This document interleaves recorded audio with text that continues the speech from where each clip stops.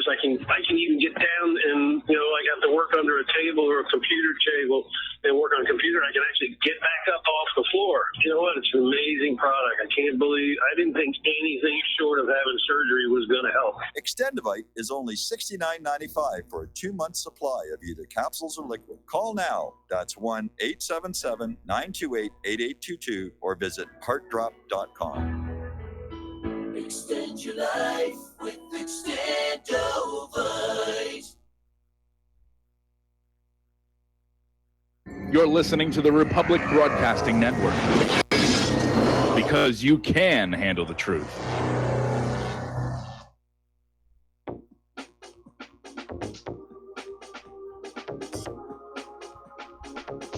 What really happened with your host, Mike Rivero, because World War III is a really bad idea. Here is your host, Michael Rivero. And aloha, America. Welcome to our show today. It is Friday, September 21st, 2018. Thank goodness it's Friday. Thank goodness it's Friday. Thank goodness it's Friday. We have a lot to talk about today. The phone lines are open, 800-313-9443. Mike is in our control room, ready to answer the phone, put you on the air with your comments, questions, and opinions. And before we get on into it, I just have a personal kind of a comment to make. What a week it has been. But then what a year it has been. And just looking back on the last several days, just all the craziness that's going on here. And I agree with those people who say something has to happen. Something big has to happen. It just can't go on with this insanity the way it's been going on up until now. What is going to happen, we don't know. But it just feels like it's reached a breaking point somewhere. Either the wars, the economy, the political structure, something. But it just seems to be spiraling completely out of control here. All right, let's start with the war zones. And we're still dealing with the aftermath of that shoot down of the Russian Ilyushin-20 electronic warfare aircraft as it was approaching the Maiman Air Base in Syria. And apparently it's been confirmed the Israeli F-16s scrambled to cover behind the Ilyushin because they were being painted by the Syrian air defense radars. Now, Israel is now claiming that the Ilyushin was shot down after the Israeli planes turned around and left. We're still not seeing hard information on that, but everybody's pointing fingers and trying to duck the blame on that. But it has come on out. We talked about this yesterday. It has come on out that the Syrian air defense forces were not provided with the IFF codes. So their radar systems were not able to determine that the Ilyushin-20 was a friendly. Now, that was a big mistake, and obviously Russia and Syria are now more carefully integrating all of that information. And so that's one mistake. It comes under the heading of the fog of war. And friendly fire has been a problem in war for a very, very, very long time. Interestingly enough, there is now a new theory out. And apparently the Arabic language website of Russia Today quoted Russian military expert Mikhail Khodorovnikov as saying that it may have been possible that the French frigate Auvergne had played a role in the incident of the shoot down of the Ilyushin-20 because the French vessel fired cruise missiles at Syrian targets concurrent with the incident. And they're saying that, yeah, this complicated the situation. It panicked the Syrians, and they were just shooting at anything that was up in the sky, which is exactly how friendly fire incidents happen. But it is looking like it was a failure of the IFF. The Syrians did not have the code here. Israel's still saying, well, obviously that makes it Syria's fault, it's Assad's fault, it's Iran's fault, it's Hezbollah's fault, it's everybody's fault but ours. Russia is still taking the position that the Israeli aircraft shouldn't have been invading Syrian airspace at that point anyway, and therefore it was Israel's fault here. Now, as you know, Russia is starting to deploy the S-400 surface-to-air air defense missile.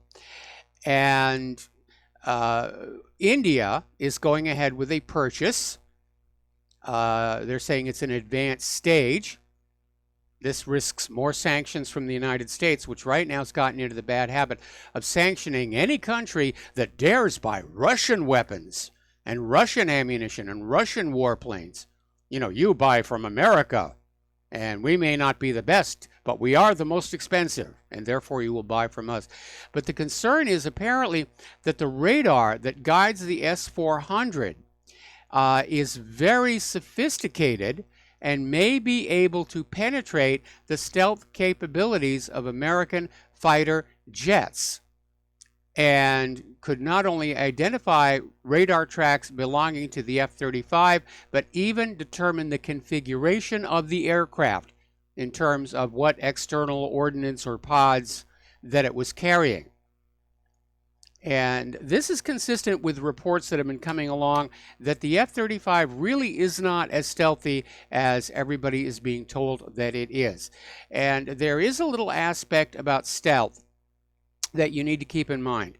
And that is that all stealth aircraft and stealth ships are designed to be stealthy on the assumption that the radar emitter and the radar receiver are in the same location.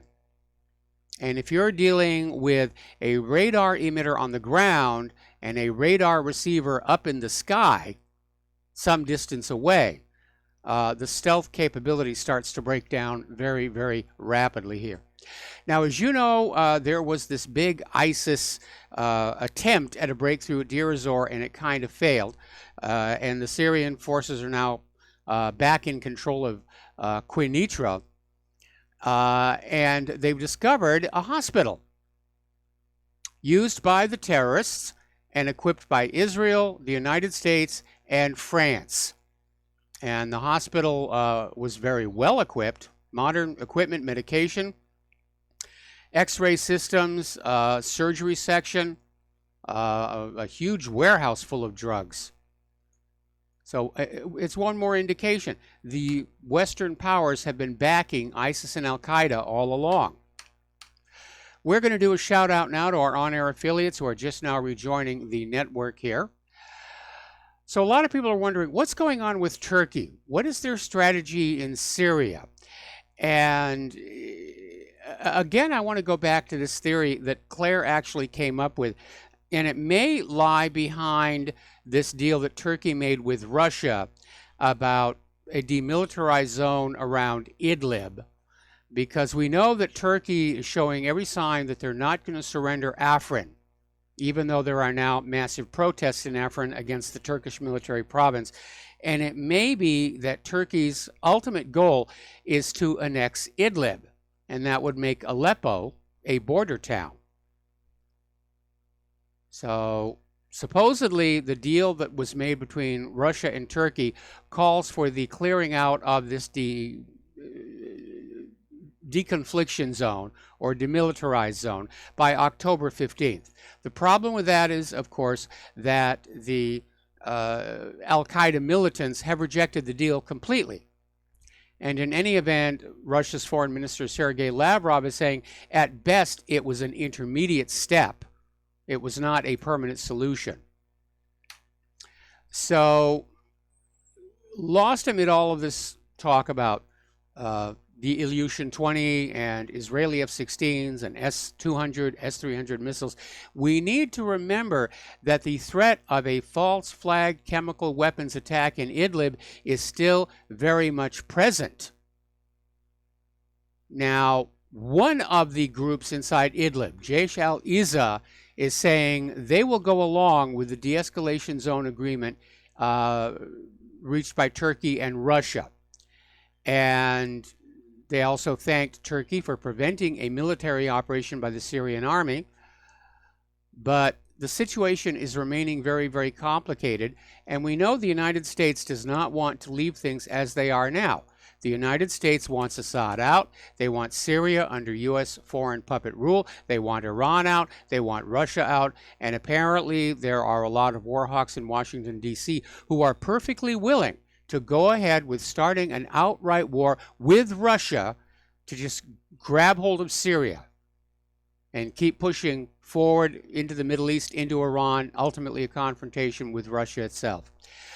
Over in Yemen, it has been revealed that the mercenaries that are leading the attack on Hodeidah were trained by the Israeli Defense Forces in Israel. And apparently they were being trained at secret IDF camps in the Negev desert. And they're leading this attack on Hodeidah, which observers are saying will dramatically worsen Yemen's already catastrophic humanitarian crisis. Remember, aid groups are out there saying there are 5.2 million children on the verge of starving to death.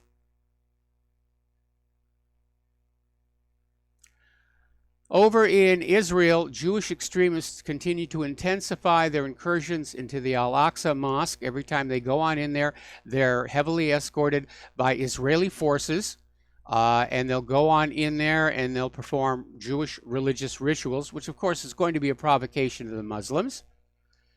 I mean, for those of you who are Christians out there, if you were basically worshiping at your church, how would you feel if Muslims came on in under heavy protection by military and started performing Muslim rituals in your sanctuaries? So you can see how provocative this is. So it's elevating tensions at the site. We're still hearing all this talk about how Israel has found a red heifer, and it's a sign that the third or fourth temple will be built, the Messiah will return, and so forth. All righty. Russian bombers are flying their scheduled Arctic Ocean flights. Two Russian Tupolev 160 strategic bombers were conducting scheduled flights over neutral waters of the Arctic Ocean. These were 14-hour flights, which included exercises in aerial refueling, and they were being shadowed by Typhoon and F-16 fighters of the Royal Air Force. So we're back to all those Cold War games. All right, let's take a phone call from Mona in Connecticut. Aloha, Mona. Welcome to the show. What's on your mind? Hi, Mike. Thank you for having me. I just wanted to ask you a couple questions.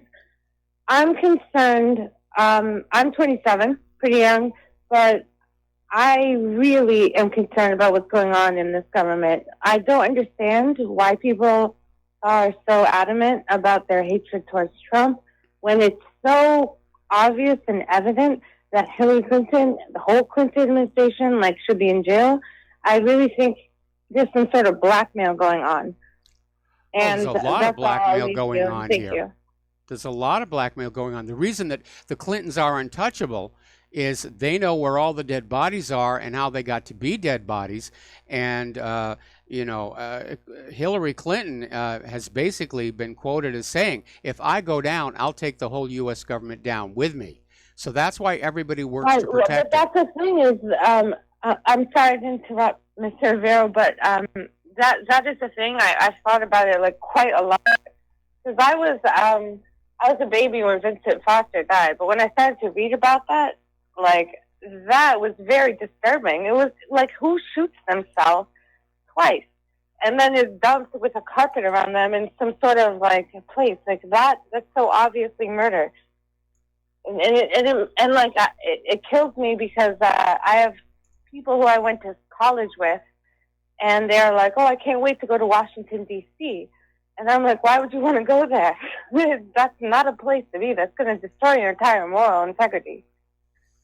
Well, there are people who are born without any moral integrity, and they seek to get into the political, the political realm, as it were. I mean, it's the curse of political power. It attracts the very sort of people who should not be allowed to have it. Psychopaths? Sociopaths, I suppose. I just, it's a little interesting, that's all. But your show is very wonderful and informative, and I just want to say I appreciate it. And I hope Claire's doing well. Thank you very much, sir. Thank you very much. Claire's doing better. She's obviously going to be with us in the third hour today as normal. And, it's taking a while and she's frustrated, but she is getting better. And so, Mona, thank you very much for the phone call. And I really appreciate the fact that younger people are really starting to pay attention to what's going on and waking up to just how incredibly corrupted the central federal government has become, because that is what we're dealing with here. The reason that they're all going after Donald Trump is he's not part of the club. And the club are basically the corrupt. You know what, Mike? I know you're letting me go, but that does bring up another question that I have. Okay. I understand that Donald Trump is not a part of the club, but he is completely surrounded, and he keeps putting in people around him who are a part of that upper echelon of control freaks. And I don't understand that. Like, is he that stupid? Well, he's very weak, and he proved that again today by backing off the demand to declassify the Russian investigation documents. And, a lot of people could be forgiven for wondering why the liberals and the deep state are still after him so hard when he basically caves into them on every issue. But I think it may have to do with, as you said, they're control freaks. And they thought they had the 2016 election completely under control and Hillary was going to be the president. And gosh darn it, those American people, they didn't go along with the program and they elected Donald Trump. And we have got to prove that we will decide who the leaders of this country are going to be and not the American people. I mean, what do you think this is, a democracy? I mean, get real. Isn't it what it says? A democracy is two wolves and a sheep, like deciding what's for dinner or something like that. Yeah, and a pure democracy can lead to mobocracy, and that's actually a big part of what helped to bring Rome down. Technically, this country is supposed to be a republic with a democratically elected leadership. Unfortunately, we have lost that second part of the deal because our election system is totally compromised. And what really infuriates me about Donald Trump is that he's had a year and a half to deal with the problems with our election system and how crooked it is, and he really hasn't done anything. He dissolved his Election Integrity Commission. He's basically turned the issue over to the Department of Homeland Security, which as far as we can tell is part of the deep state, and they're running around saying we're going to make... I'm sorry? It needs to be abolished because none of that, like he like the headline the other day was just like, Donald Trump says that the biggest mistake was going into the Afghan and Iraqi war and like basically just invading the Middle East. And I couldn't believe that. I was like, he has no concept of foreign policy or history. He's good at when it comes to economics. However, he's not good when it comes to foreign policy because he does not understand exactly what is happening. I don't think he has a full grasp on it, and I don't think he's surrounded by people who are going to help him. They have their own agenda, military-industrial complex, and they definitely want this war machine going forever. Absolutely. And I'm just so annoyed. I'm so annoyed because it's not fair to my generation at all. Trump, I mean, this is the military-industrial complex, and President Eisenhower, in his farewell address, warned us this was going to happen. And looking back, I watched that. And also General Smedley Butler. Yes. I also watched that, like his address when he was just talking about that, like a apparent subterfuge that was going to happen, like, and it didn't happen. But thank goodness, that would have changed the entire world. But like, I don't understand why we're supposed to be such a free country and we talk about all this freedom. However, we don't understand we have to fight for it, but we shouldn't have to fight for it within our own country. Well, you need to remember, Mona, you need to remember the very best slaves in the world are the ones who think they're free.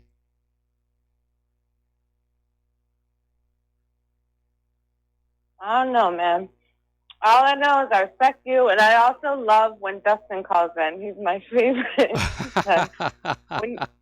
when you guys talk, it's awesome. So I'm going to leave you with that, Mike. Happy Friday, and send my love to Claire. I All right? certainly Have a will. good day. And like I said, she'll be in here in about a little over an hour and a half. All right, Mona, thank you for the phone call. We're going to let you go here. And just now getting a breaking story here. Apparently, there is now a clash between the Syrian Arab Army and Turkish-backed rebels in East Aleppo. Now, this is up in that whole Idlib, Afrin area. And this may be the beginning of a move by Turkey to basically consolidate control over that whole region and extend its borders in. So, crazy times over there in Syria. We're going to take a break for commercials, and we'll be right back.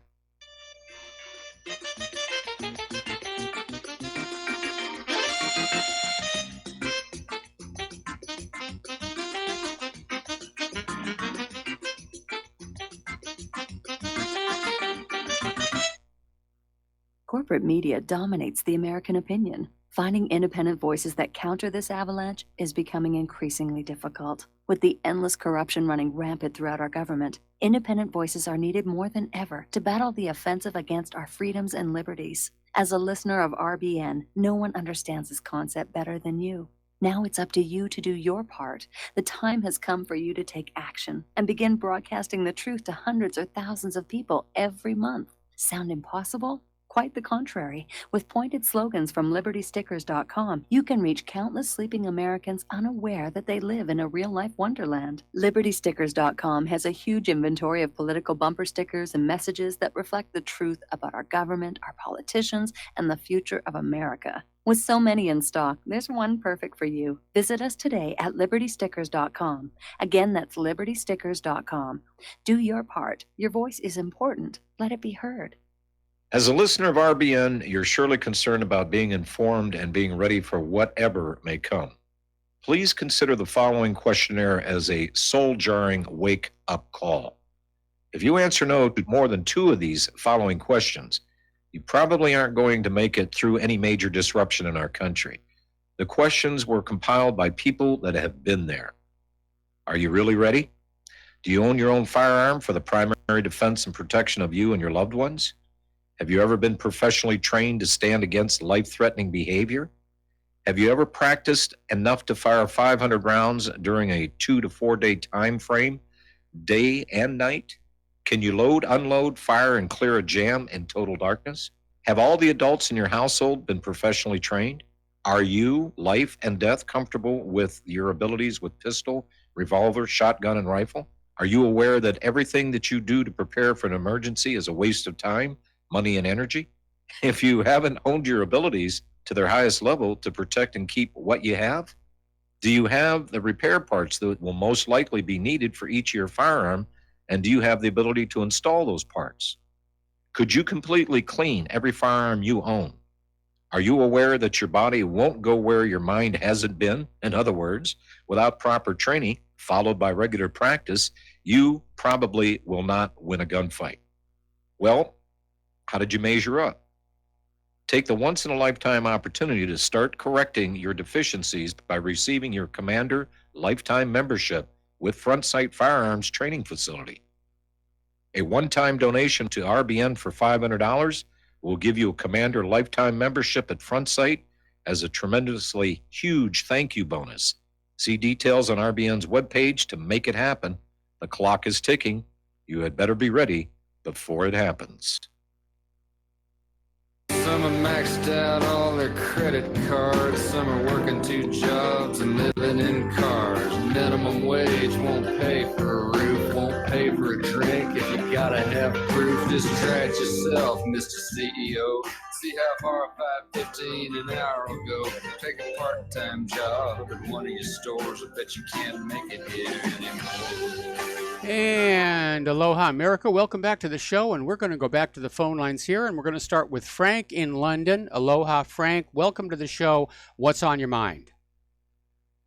Hi, Mike. I was just listening to a report. I was listening to YouTube. I think it's a conservative station. But the so-called blue wave that's supposed to be coming in November, that doesn't seem quite as a sure thing as they think. Apparently, I've just learned that I don't know what you call it in America, but a guy won a seat in a constituent, if you like, in Texas.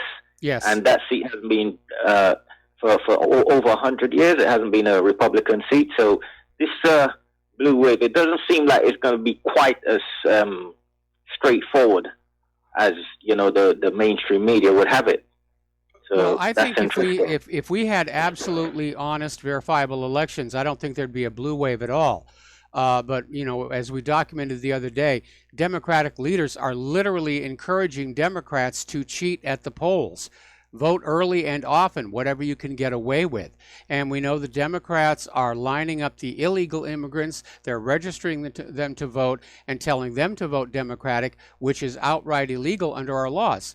Illegal immigrants, undocumented people who are not U.S. citizens or legal residents are not allowed to vote in our elections. But we know millions of them voted in 2016, and they're getting ready to do it again this November. So I think the Democrats are talking about a blue wave to just sort of pre-sell the idea of a democratic revolution so that people don't say, what the heck happened? Was there vote fraud in this surprise upset Democratic landslide? Yeah, but I've realized that, and I'm not surprised. These people, they've got some very, very unsavory characters in their parties. It's almost beggars belief, but everything is coming to light about these people now. And secondly, I did not realize that Zionism is so deeply entrenched in America. I was just reading a book or something called Against Our Better Judgment, and it's quite revealing that you've had Zionist people through a conflict of interest, rather. People in the Supreme Court justice had Zionist people operating there, and it's really quite unethical. It's given me an eye opener anyway. Well, there's no question our government has been subverted by Israel. And as I've mentioned many times before, when I was a kid and getting my hate the Soviet Union indoctrination in public school, they were always exhorting us, beware of communist subversion. The commies are subverting our government to their purposes. And in hindsight, our government was being subverted. We were being told to look in the wrong direction. Oh, yes. And those propaganda movies are coming back. The other day I went to see a movie, and they've got some sort of a war movie coming out where it's about the big bad Russians again.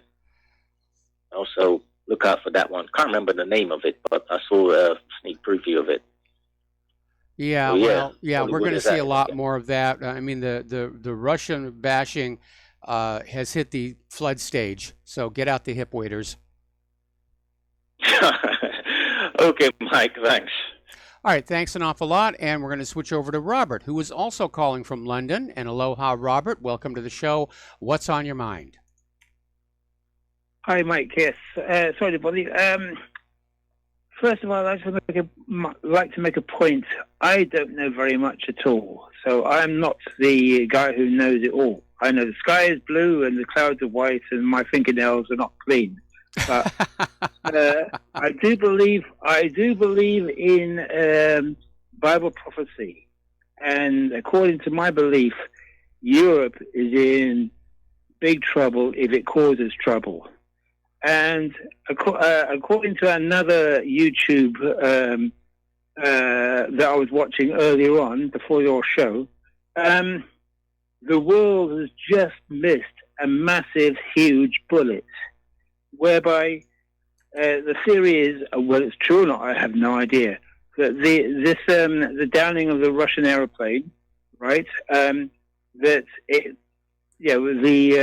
French ship apparently fired a missile. It never said what it hit, and the suggestion is that it hit the aeroplane, which was downed by the French apparently, but and that Putin knows this apparently, and that if he fires back at the French ship, then according to the NATO doctrine, any member of NATO, all that gets hurt, all nations of NATO can then respond.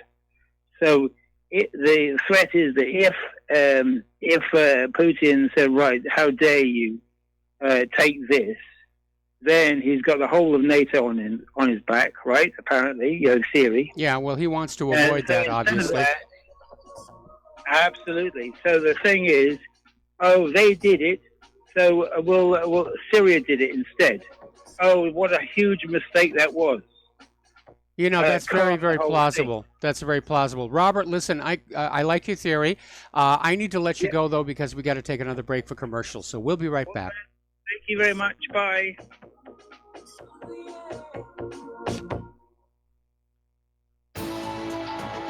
You are tuned in to the Republic Broadcasting Network.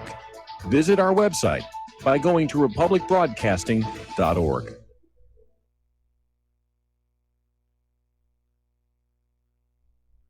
Homeowners, are you in foreclosure, expecting to be served with a foreclosure lawsuit, or suspect your lender has coerced you into an illegal mortgage transaction? A huge number of mortgages made in the last 10 years have legal issues and are possibly defective. State laws and the U.S. Supreme Court have upheld that defective mortgage documents are grounds for foreclosure defense and for counterclaims in favor of the homeowner. If your mortgage has been sold or assigned since closing the loan, it may be defective and you may be paying the wrong party, and the lender may not have standing or the right to foreclose or collect payments under the law. If you would like to know if your mortgage is legal or not, or know if you are paying the right party, we can help. Our initial consultations are free of charge. We are not attorneys. We are legal researchers and work closely with experienced lawyers who know how to help you find the evidence to help you keep your home. Call toll free 1-855-2-KEEP-IT. That's 1-855-2-KEEP-IT today. The First Amendment in the Bill of Rights limits the government's power by ensuring the freedom of speech and preserving the rights of the people. Every day that passes, our rights gradually slip away. It's time to take a stand and let the government know we're tired of losing our rights. LibertyStickers.com will allow you to express your rights and allow millions of people to see you stand up for what you believe in. LibertyStickers.com carries the largest selection of bumper stickers online, ranging from political to humorous, and is your #1 source for Ron Paul for President stickers. As always, you can find your favorite stickers that protest the war and the president. Don't see what you're looking for? Liberty Stickers will custom make stickers that will let you get your message across for all Americans to see. Go to LibertyStickers.com and see pre-made stickers that will get everyone talking. That's LibertyStickers.com or call 877-873-9626. Liberty Stickers, the world's most dangerous stickers. Without the right accessories, any guy can be off the mark. Whether you've invested thousands in your arsenal or you own a single trusted firearm, a visit to AROutfitting.com is in order. It's one of the finest online selections of tactical optics and AR parts and add-ons, like EOTech, quick target acquisition with no peripheral loss. Browse the full range of Nikon scopes and binoculars. AROutfitting.com can illuminate your world with Streamlight gun-mounted lights from keychain to large handhelds up to 1,100 lumens. Find some stability with Battenfield tactical bipods. AirOutfitting.com has CMMG gun parts, barrels, assemblies, handguards, part kits, and more, plus mag-full clips and magazines. I know I've got you excited, so take a breath. Head to AirOutfitting.com. The site's super easy to navigate and features a ton of technical info, including links to manuals. We also welcome vendor and manufacturer inquiries. Remember, if you don't see it, we can get it at AirOutfitting.com. What this country is coming to, I sure would like to know. If they don't do something by and by, the rich will live and the poor will die. Doggone, the panic is on. Can't get no way, can't draw no pay. And aloha, America. Welcome back to our show here. Now, the Syrian Arab News Agency has released video of the white helmets staging a chemical weapons attack in order to frame the Syrian government and say, oh my goodness, they're using chemical weapons. And contrary to the expectation that this next false flag attack was going to be really a hard sell, it's got the same problems as every other one of these fake videos. Supposedly, these victims are dead, yet you can see them moving.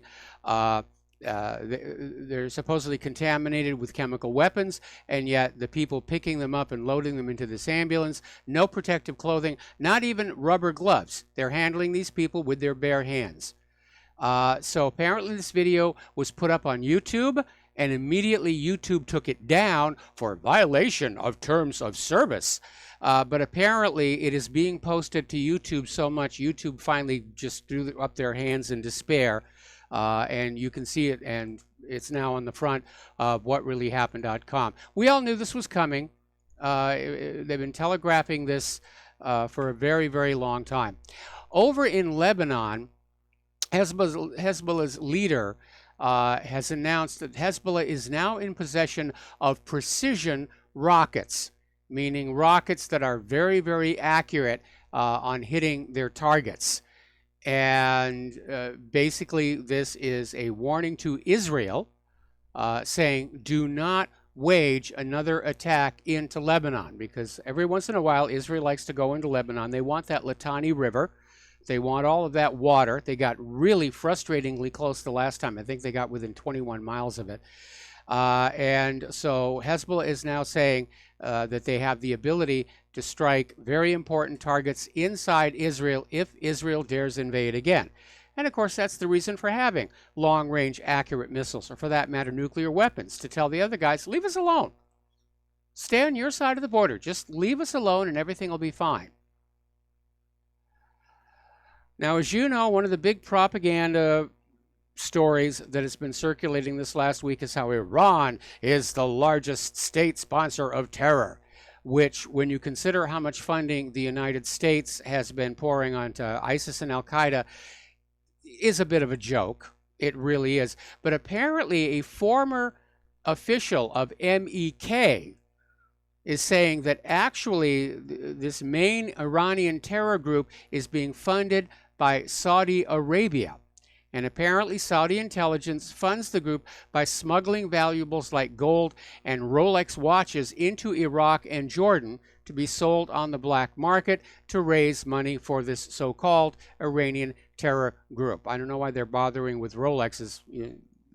iWatches are outselling Rolexes right now. All Rolexes do is tell the time.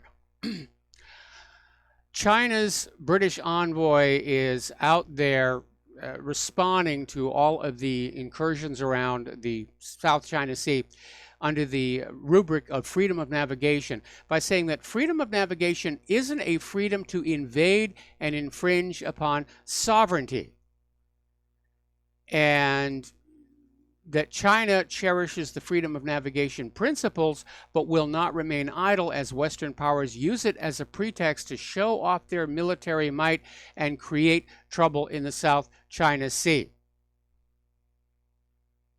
And the Chinese ambassador said some big countries outside the region did not seem to appreciate the peace and tranquility in the South China Sea. They sent warships and aircraft all the way to the South China Sea to create trouble. And he's making a valid point. Look on a globe at where this all is. This is well away from Great Britain or the United States. It is the South China Sea. And in World War II, Japan basically conquered those islands. And at the end of World War II, an agreement was reached called the Cairo Convention, in which all of the victorious allies of World War II, including the United States, agreed those islands would go back to the possession of China. But treaty, schmeedy, we want those islands now. There's oil and gas and stuff we want. Apparently, Trump administration hardliners are opposing the idea of peace on the Korean Peninsula. They're looking at all of these agreements between Kim Jong-un and Moon Jae-in and the top military commanders of both Koreas, and the alarm bells are going off. The two Koreas have effectively, for all practical purposes, ended the Korean War. They're standing down their forces. They're pulling back from the DMZ. They're basically backing off of all of this, sneering at each other and making stink face across the DMZ. They're opening up the rail and road lines. They're moving ahead with this. And the U.S. Is in a bit of a panic. How are they going to stop this? Probably with another false flag. Like when they sank the Cheosin, a South Korean cruiser, and tried to frame North Korea for it, which fell apart when the remains of the torpedo they claimed they found under the Cheosin didn't actually match the blueprints of the standard North Korean torpedo. In fact, they matched a German torpedo that's manufactured exclusively for export. There's a lot of lying and false flag going on out there. All right, let's talk about the domestic politics right now. This Kavanaugh thing has just turned into a circus. We need clowns. We need clowns and jugglers and acrobats just to set the stage for this whole thing. Donald Trump has finally waded on into this and basically said, okay, if there was an attempted rape or a rape, where is the police report about this? And Trump is saying that if the attack on Christine Ford was as bad as she said, where she feared for her life, charges would have been immediately filed with local law enforcement, either by her or her loving parents. Now, Christine Ford is out there saying she didn't tell her parents because she didn't want them to know that she had been drinking. But Trump does raise a point. When you go through a traumatic event where you are in fear for your life, it just locks into your memory and you remember every little detail about it. And yet Christine Ford says she can't remember who drove her to the party, where the party was, who the host of the party was, how much she'd had to drink. The only thing she remembers is she got assaulted and she's, gosh darn sure it was Kavanaugh.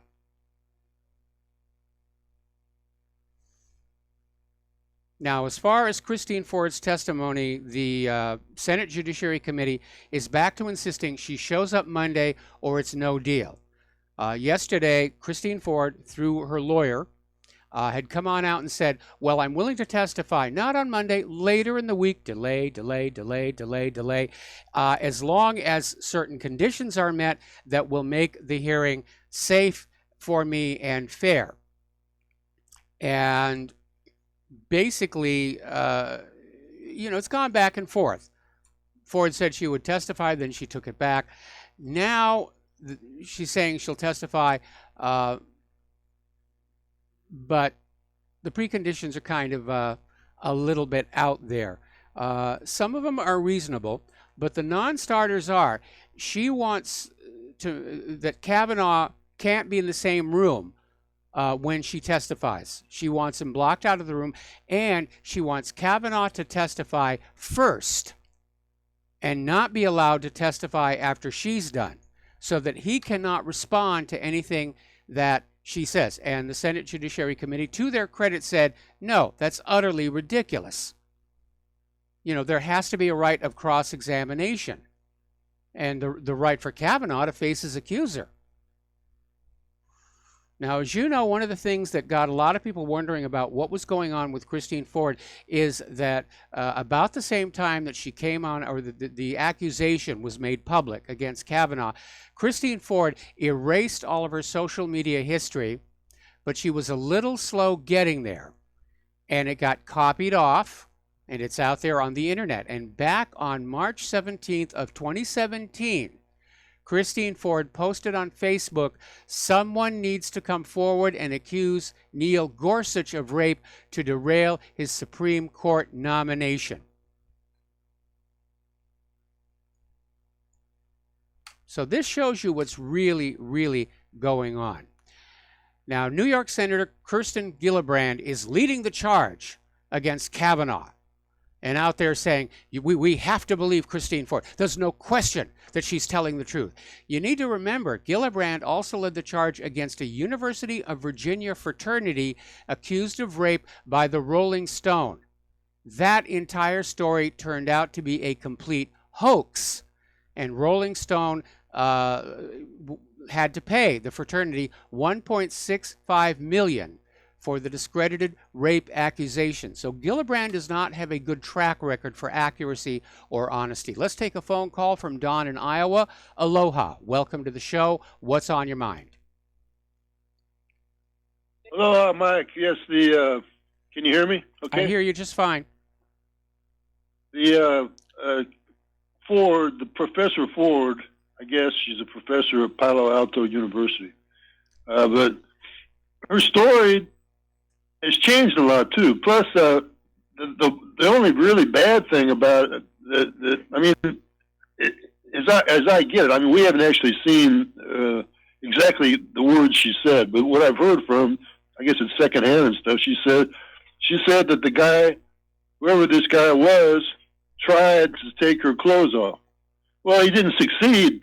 So, I mean, if he tried to take her clothes off and then she shrugged him off or something, then is that sexual assault? No, it's not really. I mean, he tried because he thought she was in a bathing suit, drunk at this party, and she probably wanted to, maybe. And then, I mean, so if he backed out, if he didn't actually assault, that's not sexual assault, trying to take somebody's clothes off if you think they want to, and then you back off. Because if he wanted to, if it was rape, he would have taken her clothes off, especially if there were 2 or 3 guys in there. They would have teamed up. Well, there was only one other guy in there, and by the way, he's already said it just didn't happen. And if you think about it from a purely mechanical point of view, Christine Ford said that her attacker was lying on top of her while trying to take her clothes off. It's very hard to take somebody's clothes off when you're lying on top of them. And so that part of the story doesn't pass muster. But again, had it really been this traumatic incident where she's saying that her attacker cupped his hand over her mouth and she thought she was going to die, that would have locked the incident in her memory. There would have been no fuzziness about it.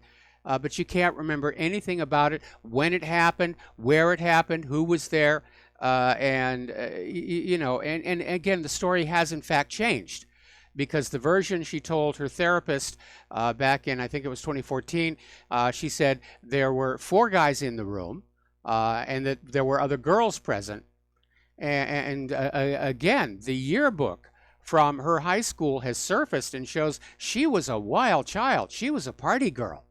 And you're absolutely right. It could have just been a simple misunderstanding where, high school girls will flirt with a guy and then it goes too far and then they shut it down. In fact, we had a name for it in high school. Girls who like to get guys excited and then turn them down. It was called being a cock tease.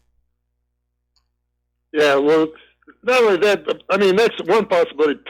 More probable is she's a liberal. Obviously, she's part of the liberal cause. She's friends with these big-time liberals like her lawyer, and she just made the whole thing up. That's probably what happened.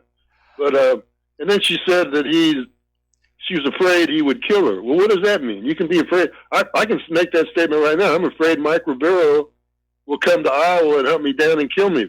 So I mean, that makes you a terrorist. That makes you some suspect somehow. So I mean, this thing is going to actually, in the long run, this will actually hurt the Democrats, I think, in this election. They do seem to have flubbed it, but it doesn't look like they're getting ready to give up on this whole thing. Now, because of the therapist notes from 2014, I think some kind of an incident probably did happen. But again, in the therapist notes, Kavanaugh is not mentioned by name.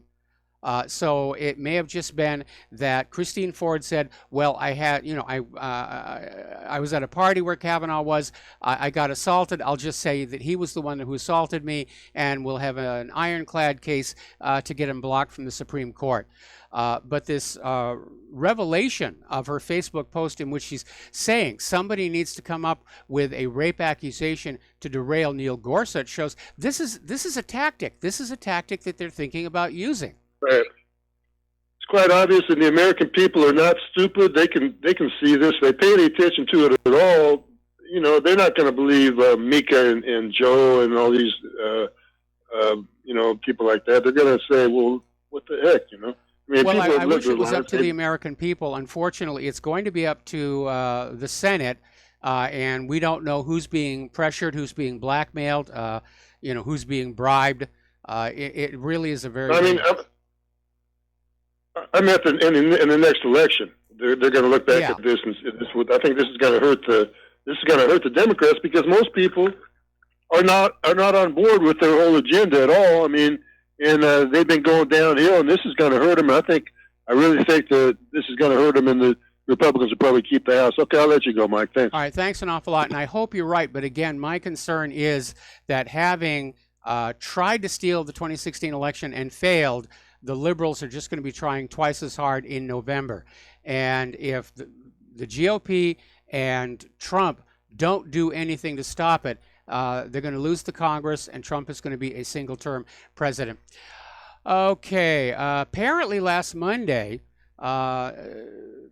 Senate staff interviewed Judge Kavanaugh under oath, and Democratic staff were invited and told they could have asked any question of Kavanaugh. They didn't bother to show up. They're not interested in the facts. They're just interested in the smear job. Now, do you remember this classmate of Christine Ford? Just a couple of years ahead in the same high school, came on out and said that she remembered hearing about Kavanaugh assaulting Christine Ford, and she wrote that to Facebook. Then she deleted it and backed off, and apparently she was contacted by a lot of media saying, can you substantiate the allegation? And now she's backed off completely and saying, well, actually, I have absolutely no specifics about that. So that has now gone away. And basically, she told NPR she would refuse to go before the Senate Judiciary Committee if they bothered to ask her. And I don't think they're going to bother at this point. We got to take a break here for commercials. We got people waiting on the phone when we get back.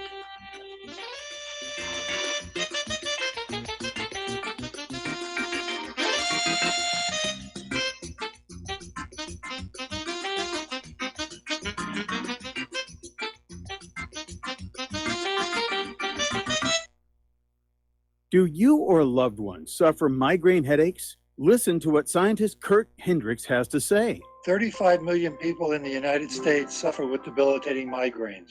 If you or a loved one are one of them, you need to know about MigraLief. Hi, I'm Kurt Hendricks, the scientist that formulated and patented the MigraLief migraine formula. MigraLief is a non-prescription dietary supplement recommended by neurologists, pharmacists, and pediatricians to address nutritional deficiencies in both adults and children over 2 with migraines. Try MigraLief for 3 months and see the powerful difference it can make in your life, or get your money back, no questions asked. Go to MIG911.com or call 800-MIG-7354.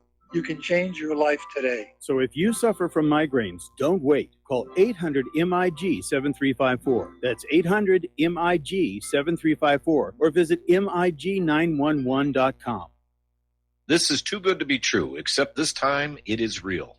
100%. No joke.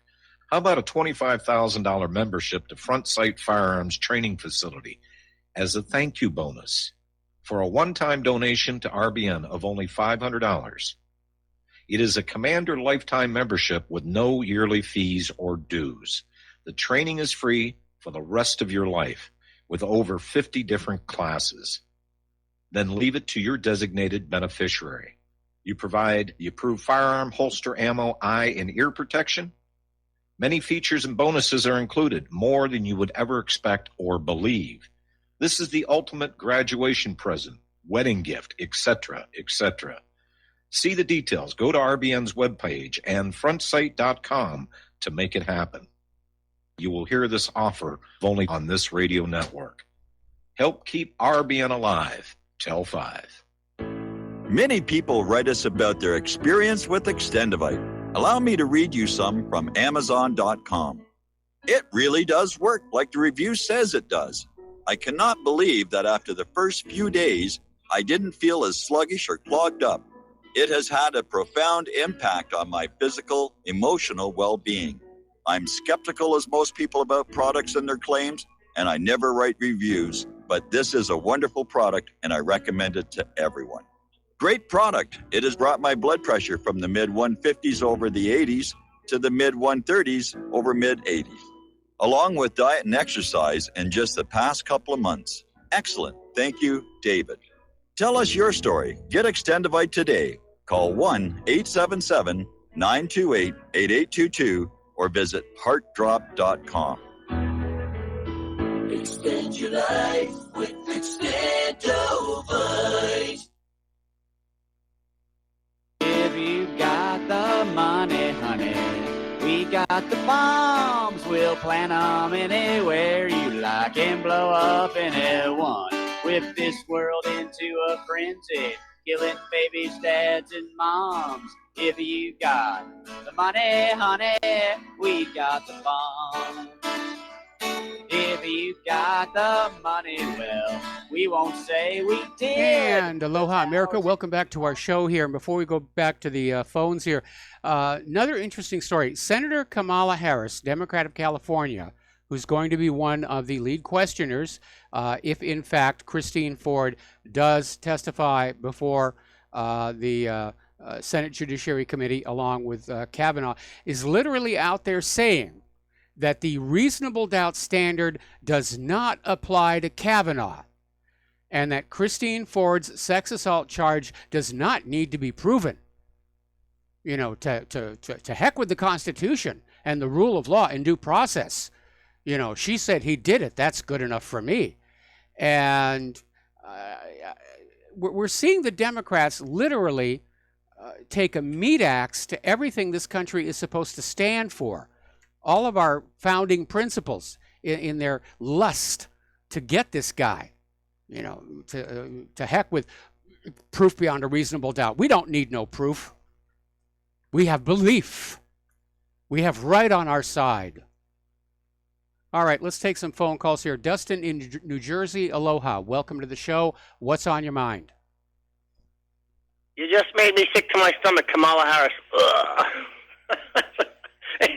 Mike, also the Hawaiian woman you mentioned the other day. Oh, Macy God, what a wretched piece of garbage. I'm sorry you're stuck on the island with her. Well, the good thing for me is she's usually in Washington, D.C. I mean, what kind of these? You know what, Mike? These people are all full of crap, though.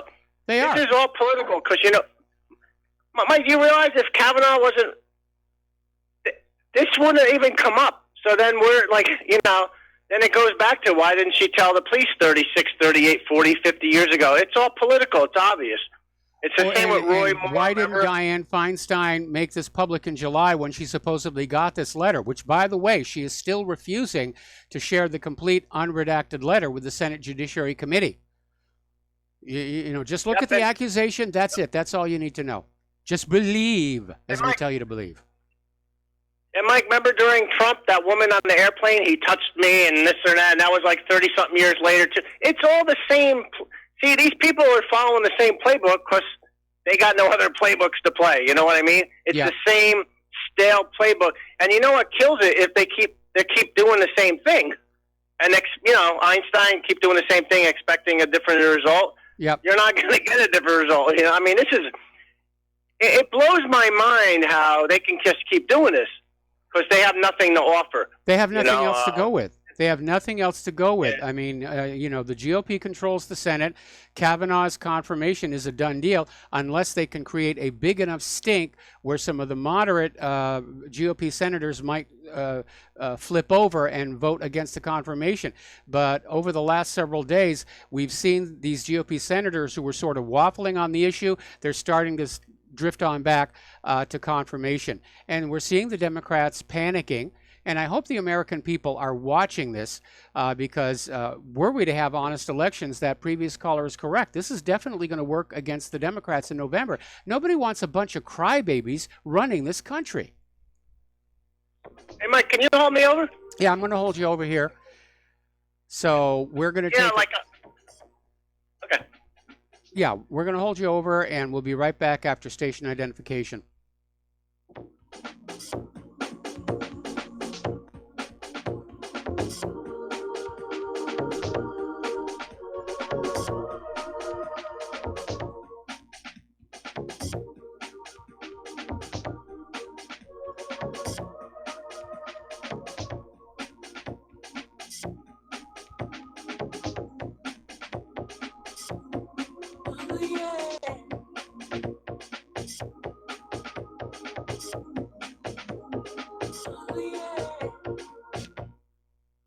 Homeowners, if your lender has gone out of business or sold your transaction to another lender or servicer, you may be the victim of a wrongful foreclosure, resulting in the loss of your home. If you've already lost your home, are in foreclosure, or even in good standing, you can challenge the mortgage transaction's illegal issue, and your property can be restored to you, and your foreclosure can be stopped or reversed, and the mortgage transaction declared unenforceable. State laws, U.S. title codes, the Uniform Commercial Codes, and U.S. Supreme Court rulings have upheld that defective mortgage documentations can reverse or stop foreclosures and enforce property title claims in favor of the homeowner. We are having successes in stopping the process of foreclosure, the enforcement of the foreclosure judgments, the sale of property, and evictions after the sale. We are not attorneys, and we don't give legal advice. We are a professional team of legal researchers, providing forensic mortgage audits and expert witnesses. We have the knowledge to produce the evidence and enforce laws regarding your legal issues. We've been in business for 12 years without a complaint. Consultations are free, and we provide a free title search to confirm if your mortgage has legal defects. Please call 855-253-3748. 855, 2, keep it today. You're listening to Republic Broadcasting Network because you can handle the truth.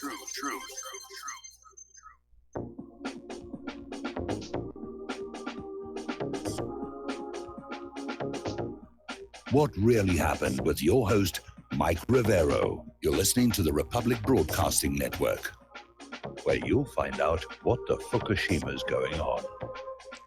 And aloha, America. Welcome back to our show, hour number 2. The phone lines are open, 800-313-9443, and we're talking with Dustin in New Jersey. Dustin, just take it away. Mike, you know what? This is about not the Supreme Court and who. This is about control and power. That's what it comes down to. These people don't care about abortion, or it's just an issue they use for control. Yes. You know, they don't care about the children. They don't care about the troops. They only care about it when they get votes and they control what they want. That's it. You know, and it's just sad how this is. Yeah, Mike. Like you said, you know, we're at that point. Like this is what we got left. Like you know, we have nothing left in this country. It's just It's falling apart. It's rotted. It's a decadent country. And you know, you got half the people in this country don't like the country. The other half, they love the country. But you know what, Mike? There's still a percentage of the country that just don't know what's going on. And well, those people we have to reach them. You know? We have to reach them. We have to start using postal mail or electronic mail or text messages or face-to-face. You know, our responsibility as those who know the truth is to reach out to those who are still swallowing the blue pill from the corporate media and say, look, you've got to wake up and really take a look at what's going on. In fact, I just got a very interesting email from somebody who said, it's really disgusting that Americans care more about who the politicians screwed 30 years ago, and they're not paying attention to the fact that we're all being screwed every single day by the politicians. Yep. Mike, they outsourced our jobs. They bailed out Wall Street and the banks. They started all these phony wars. And what did they give us back? Nothing but lies. It's all lies. Everything's a lie. Yes. Syrian war is a lie. All this is a lie. Hey, Mike, on that woman who called in, Mona, I believe her name was? Yes. Yeah, she should go on YouTube and look up an oligarchy. Just do some research. That's what we are. Yes. We used to be a constitutional republic with democracy for election process, which Hillary Clinton, you know, cheating on Bernie Sanders throws that out the window. And who knows how far before her it's been thrown out the window. But we are an oligarchy now, where a small group of people control the vast amount of stuff, including the media, you know. And if you control the message, you know, if you control the media, you control the message. You know, well, we're in a dangerous time. That used to be true, but that's not true anymore in the age of the independent media, which is why we're under attack now.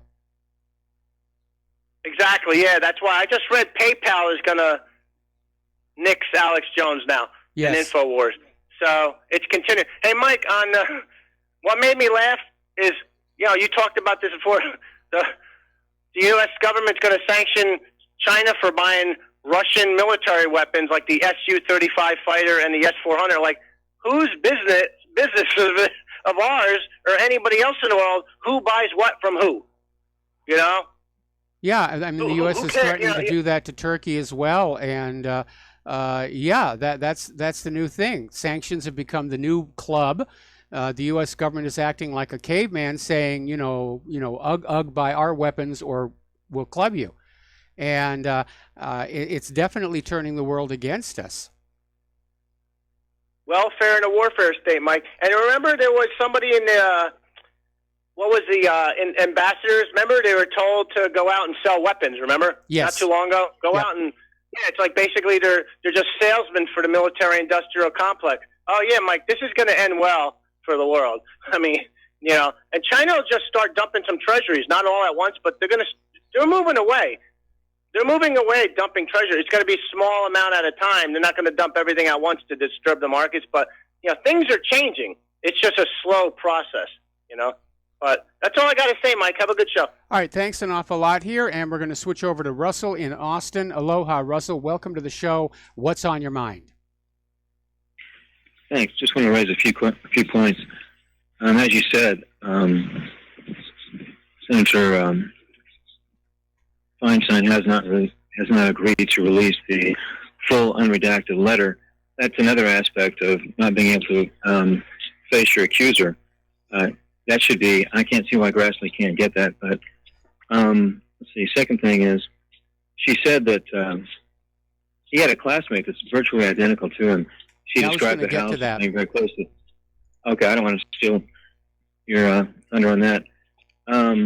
See, next thing is, Grassley, as of today, seems to be leaning to requiring Ford to testify on Monday, which would be good, and not let it delay. McCaskill said that she won't support Kavanaugh. She's in a very tight race in Missouri, so this could cost several Democrats their jobs. And the good news is that McConnell said today that we will push it through, so he may know something about how these waffling people are going to vote. Yeah, this has gone on way too long, and it has degenerated into a complete circus. And for those Americans paying attention to this, and it is getting a lot of coverage. The corporate media is covering this. They're putting their liberal spin and bias on it, but they are covering it because they don't want to cover what's going on in Syria right now. It is making the Democrats look bad, and it's reinforcing the stereotype of the liberal Democrats as basically screaming crybabies going all the way back to the 2016 election. And I hope it will have an impact on the November elections, because I don't want this country run by a bunch of screaming crybabies who want what they want and will do anything to get it. And they're willing to ignore due process. They're willing to ignore the right to a presumption of innocence. This senator just came on out and said, a woman's accusation, that's all we need.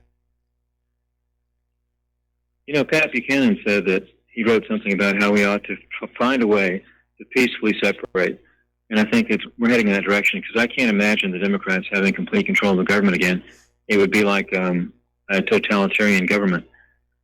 The entire country would be like California. Yeah. One thing. Only minus Disneyland. It's surprising. Yeah. That thing in Syria, I mean, that was like the Cuban Missile Crisis, and so close. If the Russians had fired back, who knows what might have happened. That's scary. It is, But and anyway. I'm thinking very hard about that theory that the Ilyushin 20 may have actually been shot down by the French frigate, and Putin decided that he was going to say it was an accident by the Syrians in order to not let the situation escalate, which is only a temporary stopgap because there will be another provocation. They said that the Russians said that there's a no-fly zone for a few weeks while they're doing an exercise.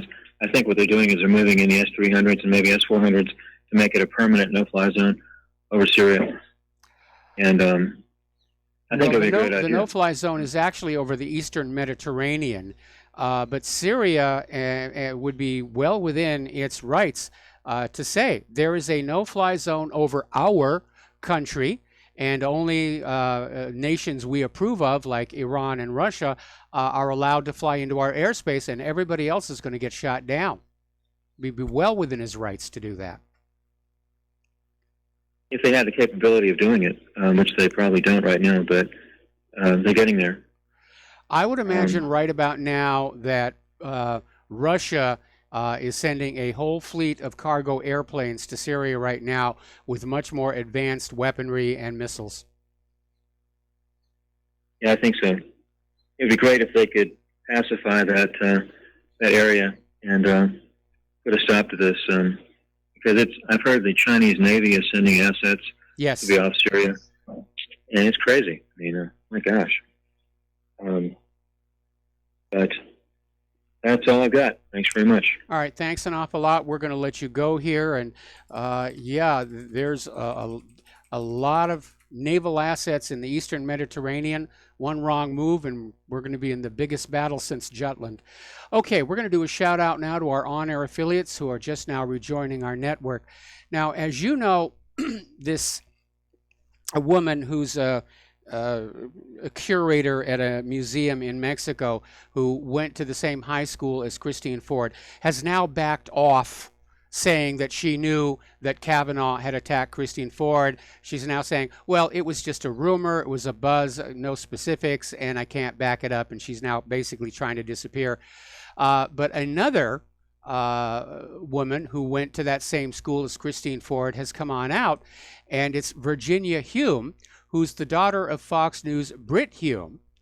And she's saying she knew Kavanaugh then and has nothing bad to say about him.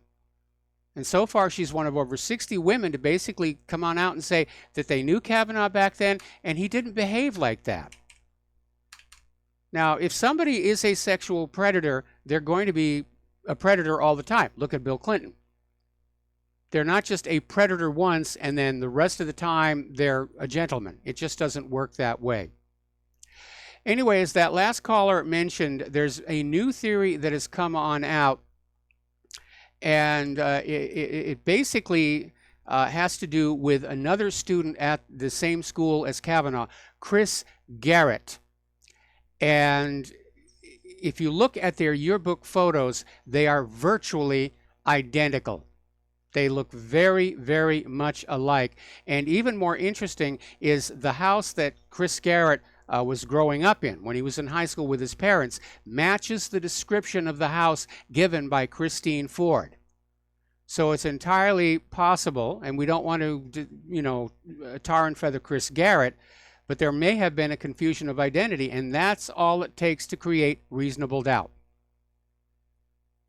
Now, I know the Democrats don't want reasonable doubt. They don't want a presumption of innocence. They want Kavanaugh out of there, and will do anything to get it.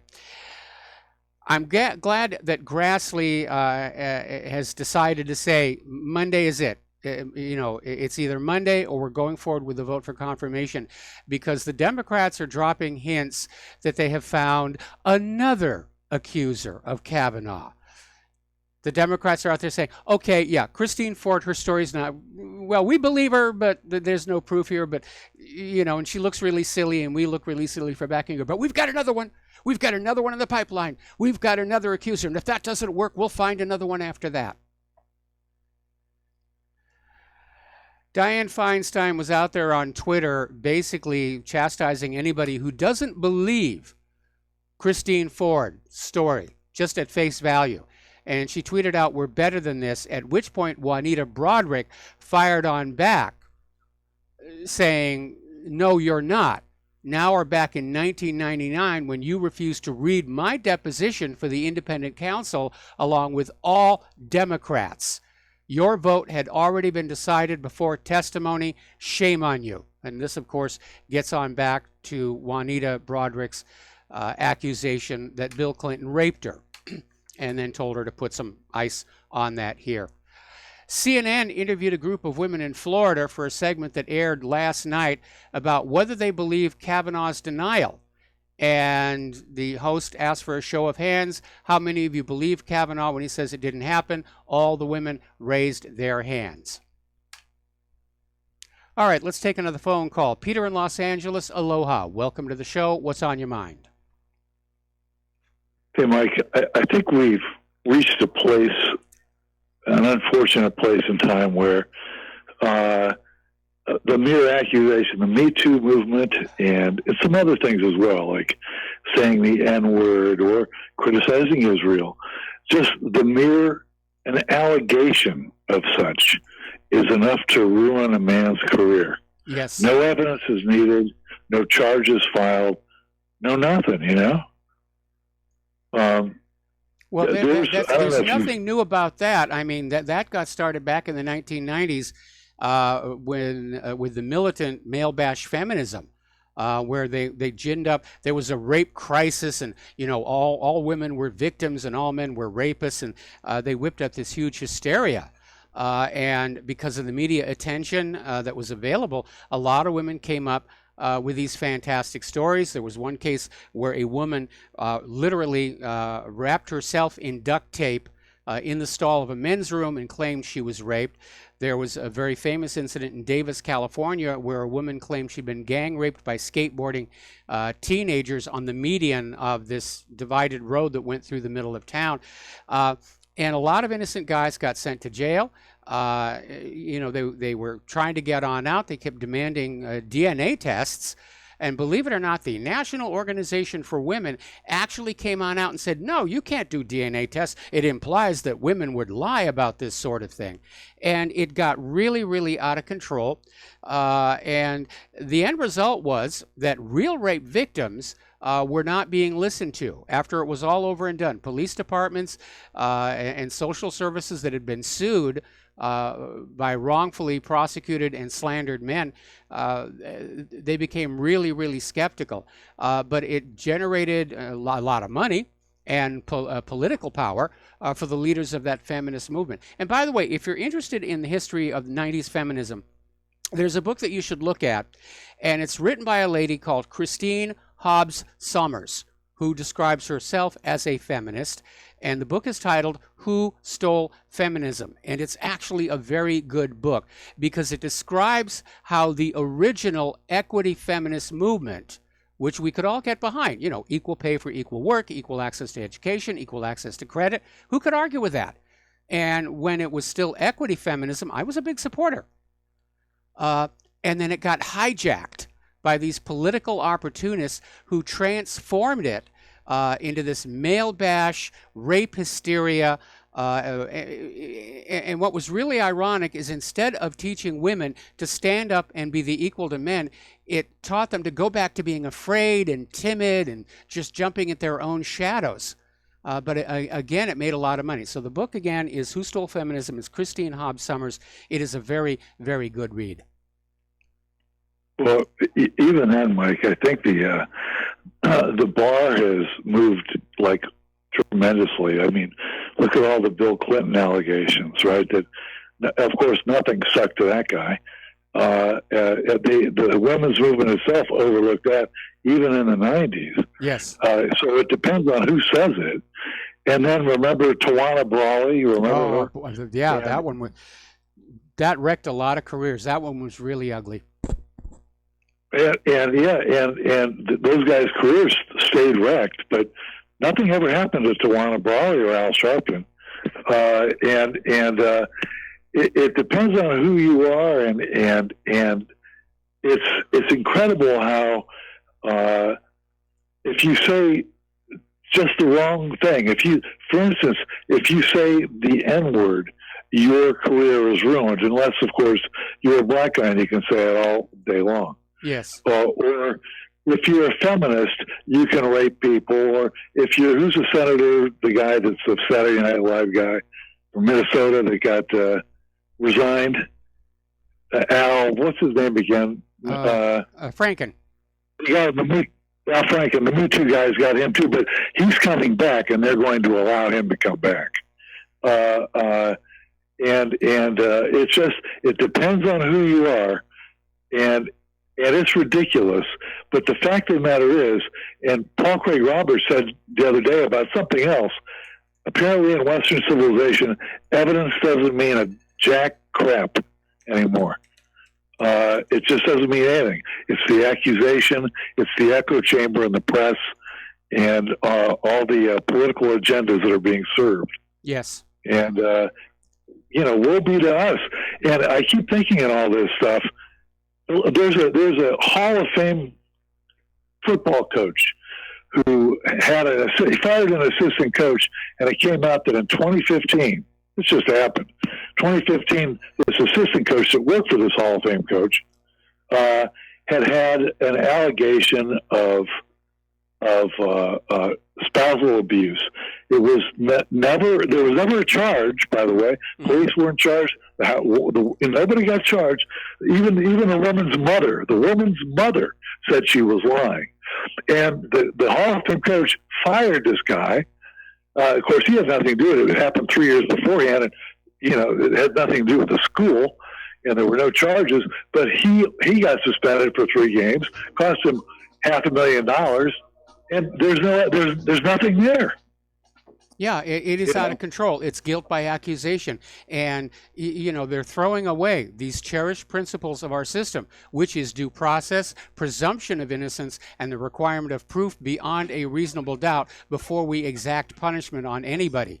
But we're seeing Democrats saying, no. We got to take a break for commercials. Thank you for the phone call. We'll be right back. Many people tell us about their experience with Extendivite. Just listen to what Glenn has to say. Prior to taking it, I had diabetic neuropathy. The Extendivite reduced that significantly. Acid reflux was reduced. I had athlete's foot, very severe. Trimmed that down to about 75%. Dandruff, almost completely gone. I had occipital neuralgia at the base of my skull. I was having migraines, reduced by about 90%. Heart palpitations, my heart would kind of stall out. I would skip a beat. Very uncomfortable. And when walking from downstairs going to sleep, by the time I got to the bedroom, which is just one flight of stairs, my heart was pounding, coming out of my chest. My vision was blurry. This completely solved that problem. Great product. Thanks. Tell us your story. Get Extendivite today. Call 1-877-928-8822 or visit heartdrop.com. Extend your life with Extendivite. As a listener of RBN, you're surely concerned about being informed and being ready for whatever may come. Please consider the following questionnaire as a soul-jarring wake-up call. If you answer no to more than 2 of these following questions, you probably aren't going to make it through any major disruption in our country.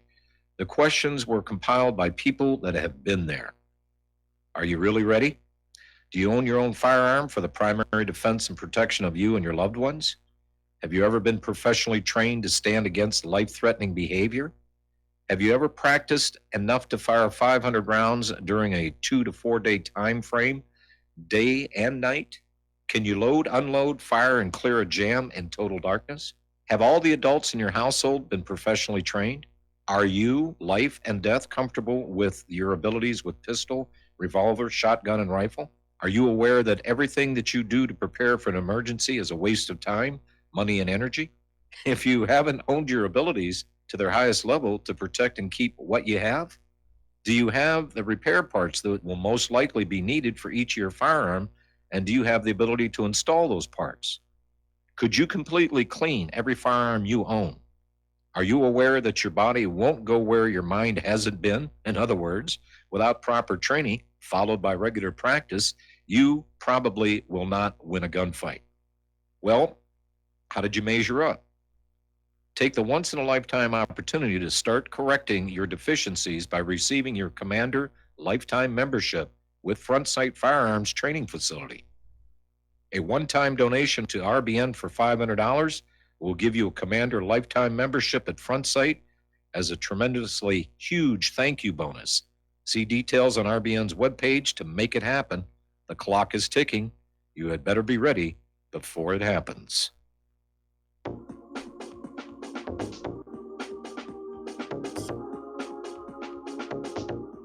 What really happened with your host, Mike Rivero. You're listening to the Republic Broadcasting Network. Here is your host, Michael Rivero. And aloha, America. Welcome back to our program. We're going to go back to the telephones here to Joe in Tennessee. Aloha, Joe. Welcome to the show. What's on your mind? Hi, Michael. Happy Friday.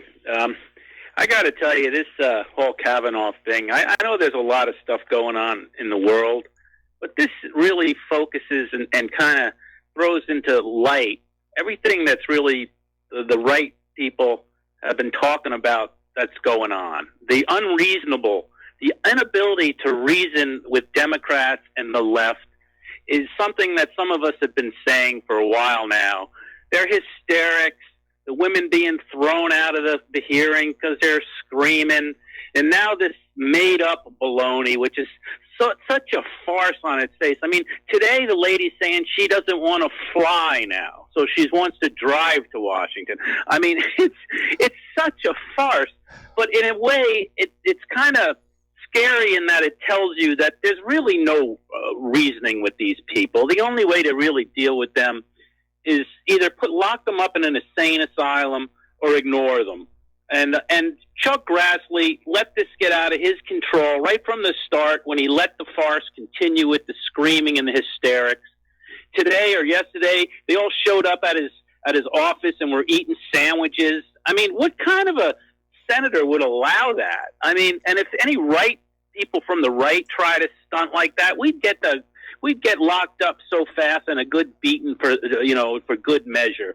So as a right winger, I just want to stress the fact to other right wingers that are listening to this: you can't reason with these people. You have to defeat them.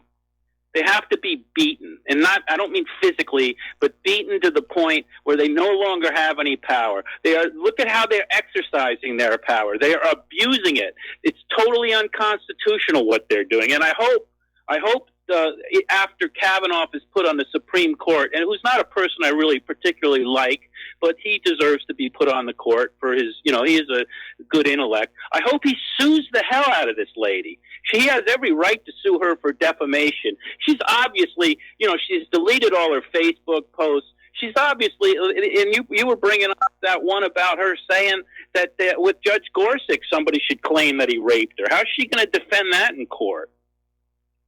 Yeah, I mean, you're absolutely right here. But the reason liberalism has sunk to this state is they've run out of real ideas. When I was a kid, I remember when the Republicans were the party of the rich and the party of war, and the Democrats were the party of the people and peace. And now today, the two parties are indistinguishable. They both serve the ultra wealthy. They're both in favor of war. And so the Democrats are desperate for something that they can offer the American people to win their votes. And there's just nothing that they have other than screaming and crying and, saying that if you don't vote for us, you're a racist, misogynist, transphobic, whatever the latest insults are going to be. You're right. They're not interested in a rational discussion. They just know what they believe. They believe in the one world government. They believe Hillary should have been president. They believe in human-caused global warming, and they believe that anybody who doesn't agree with them ought to be censored and shut up. Well, it's a shame because the Democrats at one time were the party for the working man and unions. And they did work for the betterment of the middle class. And then they sold out, during the Clinton administration to the oligarchy and globalism. I mean, imagine when the Democrats were saying they were going to destroy the coal industry and put all those coal miners out of business. I remember I was part of a union back when they passed NAFTA, and I was infuriated, and yet my union still supported Bill Clinton in '96. And I was all for Pat Buchanan. I said, we got to go for Pat Buchanan in '92. And it's just, it's so sad. And I'm hoping that Trump's populism, at least the working man and the middle class, can get a voice at least in the Republican Party. And maybe the Democrats, some of them will get back to their senses and walk away from this divisive leftism. It's really destroying the Democratic Party. I'll tell you where that all came about from. Is when they started removing campaign donation limits, especially that ridiculous Citizens United decision. Because before that, where the rich could only donate so much, the Democrats had to go out and fundraise among the regular American people. And that's what made them subordinate to the will of the American people. Same thing to a lesser extent with the Republicans, although they were pandering to as many of the rich as they could get to. But once the campaign donation limits came off, control of the political parties fell into the hands of just a very few powerful billionaires and corporations like Sheldon Adelson. And so the Democrats gave up any idea of appealing to the American people other than during election years, and they went scrambling after the big donations just as much as anybody else. Look at Hillary Clinton's campaign donations record from 2016. She made only a token effort to fundraise at the grassroots level. She just went right to the Wall Street corporations and all those big donors, and they just poured the money right onto her, knowing that had she won the presidency, she would be basically pandering to their best interests, their profit. Anyway, listen, Joe, thanks an awful lot. We got to take another break for commercials, and we'll be right back.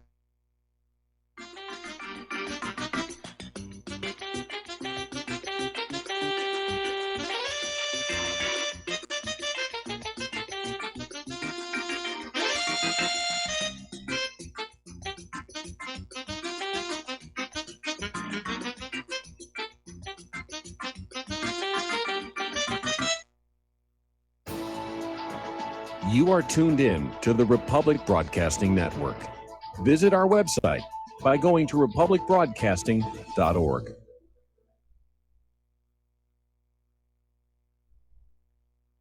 Ladies and gentlemen, J.R. Moore here. As most of you know, my regular listeners, I offer energy cleaners for sale at my website. If you don't have a clue what I'm talking about, go to my website, thelibertyman.com, educate yourself about these marvelous healing devices. We focus on pain mitigation and getting a great night's sleep. Arthritis pain, joint pain, back pain, doesn't matter. Keep in mind, I offer from me to you personally a 30-day money-back guarantee. That's what I do. Energy cleaners, $285, shipping included to American zip codes. You can educate yourself all about the energy cleaner right there at my website, the patent application, the wonderful testimonials. Be sure and check out the factory-made fitted mattress pads to go with the energy cleaner. Now, I offer from me to you personally a 30-day money-back guarantee. That's what I do. I have a toll-free order line, or you can order it right at my website at thelibertyman.com. The toll-free order line is 800-592-9543. I say again, 800-592-9543. Thank you. Did you know that neither the American Medical Association nor the American Bar Association were established to benefit the American people? Have you recognized that in our country, healthcare has little to do with health, and that our court system has nothing to do with justice? The priests of both medicine and law have been incentivized to implement a dark agenda on behalf of the Bilderbergers and their ilk. To protect ourselves and our progeny, we need to take a much closer look at how these two giant industries really work. Join me, Al Whitney, on In Defense of Humanity, Saturdays at 7 p.m. Central, as we expose the matrix and learn how not to consent to our own destruction. Without the right accessories, any guy can be off the mark. Whether you've invested thousands in your arsenal or you own a single trusted firearm, a visit to AROutfitting.com is in order. It's one of the finest online selections of tactical optics and AR parts and add-ons, like EOTech, quick target acquisition with no peripheral loss. Browse the full range of Nikon scopes and binoculars. AROutfitting.com can illuminate your world with Streamlight gun-mounted lights from keychain to large handhelds up to 1,100 lumens. Find some stability with Battenfield tactical bipods. AirOutfitting.com has CMMG gun parts, barrels, assemblies, handguards, part kits, and more, plus mag-full clips and magazines. I know I've got you excited, so take a breath. Head to AirOutfitting.com. The site's super easy to navigate and features a ton of technical info, including links to manuals. We also welcome vendor and manufacturer inquiries. Remember, if you don't see it, we can get it at AROutfitting.com.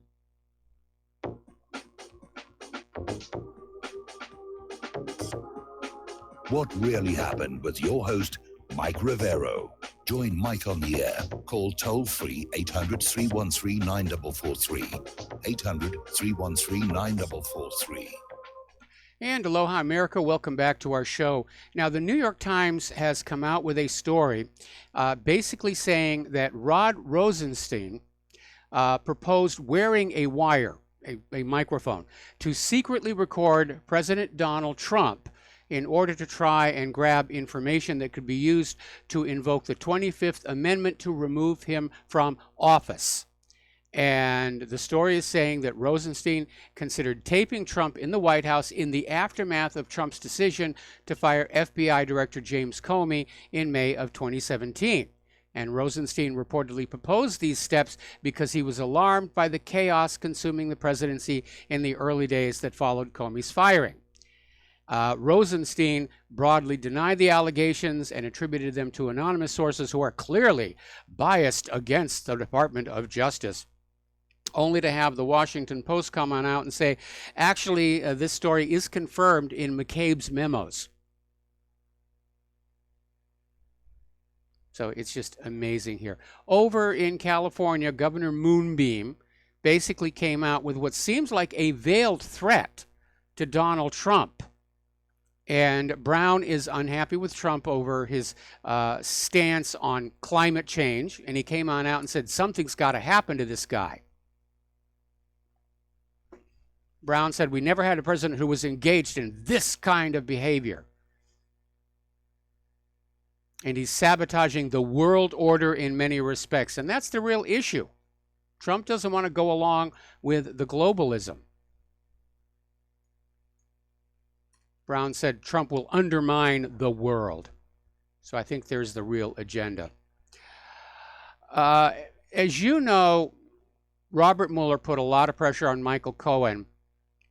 And now that Cohen is cooperating, it's starting to become very obvious Cohen doesn't actually have anything that Mueller's going to be able to use. They're grasping at straws.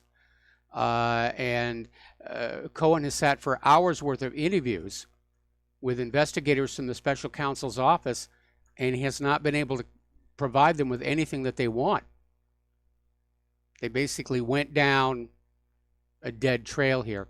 Okay, in another indication that Donald Trump is proving to be a very weak president, he has backed off on his order to declassify all the Russian investigation messages and texts. And he's basically saying that he was contacted by not just the Department of Justice, but two unnamed allies.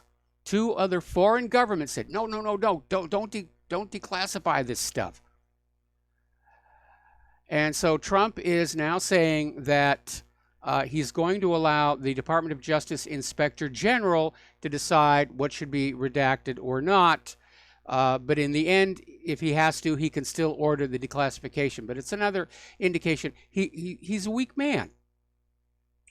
And what's really interesting is the Department of Justice argument to not declassify this information is it would have a perceived negative impact on Robert Mueller's Russiagate probe. Well, that's the whole point, to get it on out there that there are serious problems with that investigation. And I'm stunned that Donald Trump just backed off on this. I'm absolutely stunned. He may be a great reality TV star and a so-so real estate developer, but as a leader, I think the problem here is, Trump had a reputation back when he was a property developer that he wanted to be friends with everybody. Was very generous with workers, very kind, which is a good thing to be. But you need to understand when you're in management, you can either be a manager or you can be everybody's friend. You cannot be both. And the read I have here right now is Trump is trying to be friends and get along with everybody, and they're taking advantage of it. I think this probably is the second biggest mistake Trump has made after keeping the Obama holdovers. He had an absolute golden opportunity to expose the witch hunt for what it was, which would have had a bearing on the November elections, and he blew it. He absolutely blew it. What is wrong with that man? Is he taking prescription antidepressants? Now, former CIA director and MSNBC contributor John Brennan has called on FBI Director Christopher Wray, Director of National Intelligence Dan Coats, and Deputy Attorney General Rod Rosenstein to push back on any director from the White House that may have a negative impact on the Mueller investigation. Okay, well, this is coming from a corporate media TV hack because he's not currently director of the CIA. But Brennan came on out saying the FBI has an obligation to circumvent Trump because they all took a constitutional oath to the United States. Yeah, but they work for the president.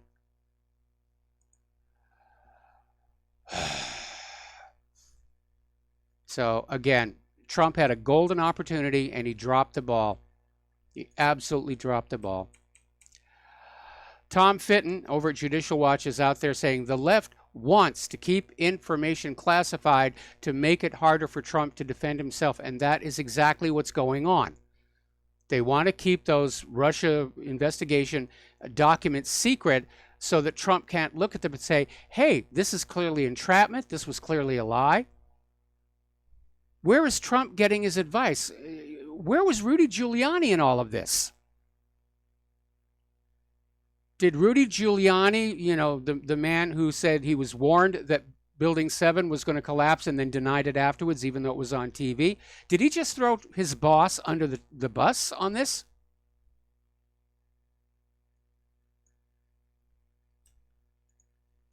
You know, I'm sorry. Trump is toast.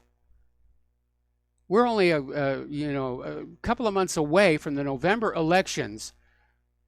Trump has run out of time to actually try and change the political landscape to favor the GOP. I'm really annoyed at him. And as an American citizen, I have a First Amendment right to be annoyed with the President of the United States of America. So I'm going to wag my finger at him very seriously and energetically. Let's talk about the economic news. A lot of interesting things going on over there. Article out of Zero Hedge talking about how central planning failed in the old Soviet Union. And yes, it did. The central government couldn't react quickly enough to events that were happening far away. And it's a large country. And the lesson that came out of the collapse of the Soviet Union was that central planning really wasn't going to work. That local governments and jurisdictions had to have a certain degree of autonomy to deal with immediate changes in the reality on the ground. If you want to talk about the failure of central planning, go back and look at Lysenkoism. But unfortunately, central banks seem to be going back to that same model. They want to be centrally planning the entire U.S. economy. And that's not really going to work out that well. If for no other reason than the central bankers are going to run the economy to maximize their profit. Donald Trump is demanding that OPEC lower their oil prices. And it says the reason is because the United States protects the Middle East countries. Actually, right now, the United States seems to be invading Middle East countries. So anyway, Trump is out there saying that OPEC countries will not be safe for long without the United States. Now, this was actually a part of the petrodollar deal. When Richard Nixon ended gold convertibility of the Federal Reserve note, trust in the U.S. dollar, international demand for the U.S. dollar collapsed. And so they launched the petrodollar deal, which is where the United States went to all these oil-producing nations and they said, here is the deal. You agree to sell your oil only for the U.S. dollar, and you agree to invest those dollars back in the United States. We will guarantee your military safety. And for a while, it worked. But unfortunately, ever since 9/11 especially, with Israel's renewed aggressions in the region, more and more countries in the Middle East are saying the United States can't keep their side of the bargain. And worse, as I mentioned before, the U.S. isn't protecting those oil countries in the Middle East, it's attacking them. It's invading them. Now, one of our callers yesterday mentioned this, and this is the confirmation. The Trump administration has persuaded Volkswagen to comply with the new sanctions on Iran and end almost all of its business in the country. And this is a symbolically charged step in undercutting European Union efforts to keep the 2015 nuclear deal alive. They're still trying to find some way to get Europe to go along with abandoning the deal, putting sanctions on Iran, and using the sanctions to get Iran to give up all of its weapons of deterrence so that when the U.S. invades Iran, they'll just be able to walk in and take over the place. That's the strategy. They've done it already. They did it with Saddam Hussein in Iraq. They did it in Syria, although Syria is still ongoing. The U.S. will go into a country, apply economic and political pressure, and say, give up your weapons of deterrence, and we promise we'll leave you alone. And the country will give up their weapons of deterrence, and the U.S. promptly invades. Now, there's an interesting little article that came out of the American Conservative saying that Washington's endless sanctions are starting to backfire. And they're saying the sanctions are worse than ineffective. They have far-reaching economic impacts. Limiting Iran's oil sales is going to push up energy prices globally. That's why Trump is out there threatening OPEC, lower prices, because you need us to protect you. And these economic penalties are always going to hurt those with the least power, influence, and money, which means the ordinary people of these countries. And we have seen these sanctions flash back like on Europe. That ill-considered oil price war with Russia actually caused more economic damage to Europe than it did to Russia. It was a kind of a shoot from the hip approach to foreign policy and economic policy here. Another article coming out of Global Research, the U.S. sanctions reach a turning point. De-dollarization and collusion against the United States. And it's pointing out that every year the U.S. finds a new country or group of countries to hit with sanctions. Each year the U.S. adds another 1,000 individuals to its ever longer sanctions list. And now these countries and individuals are starting to fight back. They're going to alternative currencies. India is going to buy Iranian oil, paying for it with the rupee. And the U.S. sanctions will have no effect on that, because the U.S. sanctions are only enforceable if you're working with the U.S. dollar and going through the electronic funds transfer system that's under U.S. control, SWIFT. If you're setting up your own trade, your own finance, if you're going through one of these new alternative electronic funds transfer systems, it pulls the teeth right out of the sanctions. Now, another article is coming on out. This is from shtfplan.com, saying basically the damage that we are seeing from the trade war is actually being used to obscure the failings of the central bank and its way of operating. Even before this whole tariff thing got going, we knew the central bank was causing a lot of economic damage to the country because by design it creates more debt than money with which to pay the debt. And we have been seeing the effects of that with the mortgage-backed security meltdown, skyrocketing student loan debt, higher prices, the rich get richer, the poor get poorer. But now as we continue to see that, the central bankers can say, oh, it's not us. It's not us. It's those tariffs. It's those evil Chinese and Russians. Blame them. Don't blame us. We're bankers. How can you not trust us? Okay. Ray Dalio over on Bloomberg is predicting a dollar crisis and saying history is due to repeat itself. And he's saying it will be not just a dollar crisis, it will be a political and social crisis. And I'm absolutely in agreement. I'm absolutely in agreement.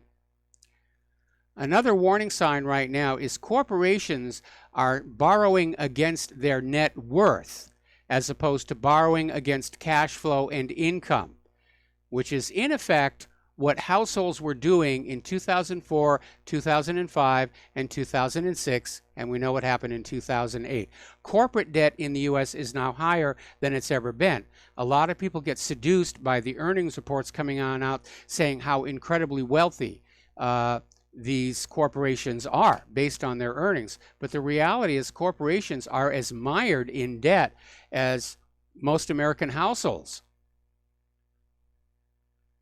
And as the economy continues to tighten, corporations are going to be in trouble. I mean, look at how many retail franchises, chains, have shut down.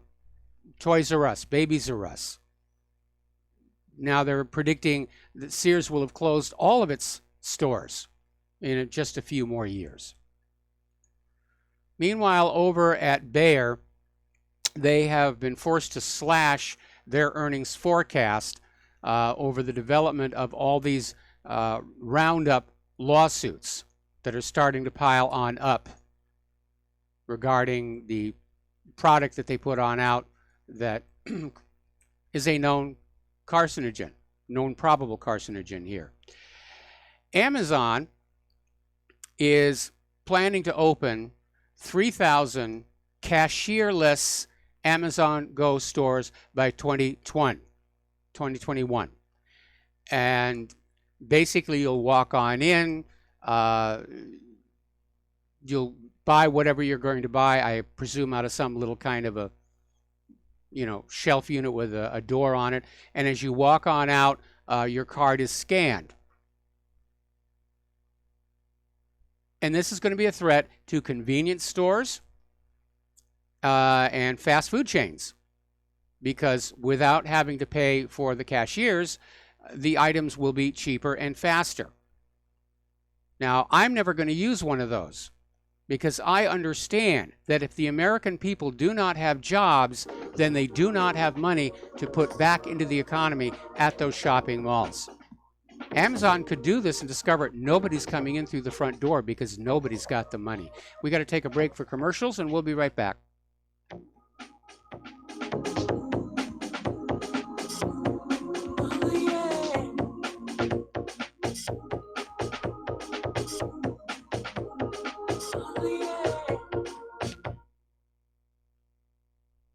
Tired of being lied to by mass media? It's growing more and more apparent today that news is received less and less through standard media outlets. Even with a growing audience every day, RBN is beginning to direct more efforts into social media. Social media and the use of the internet is fast becoming the primary source of people for news, regardless of demographic. RBN has set out to provide some of the best news on the internet through republicbroadcasting.org, and also has begun to use the tools to our advantage by way of social media. Republic Broadcasting is now operating a Facebook page to function as yet another avenue to have our collective voice reach new audiences across not only America, but across the globe as well. The Facebook page features not only news, but also an RBN player to listen to our broadcasts.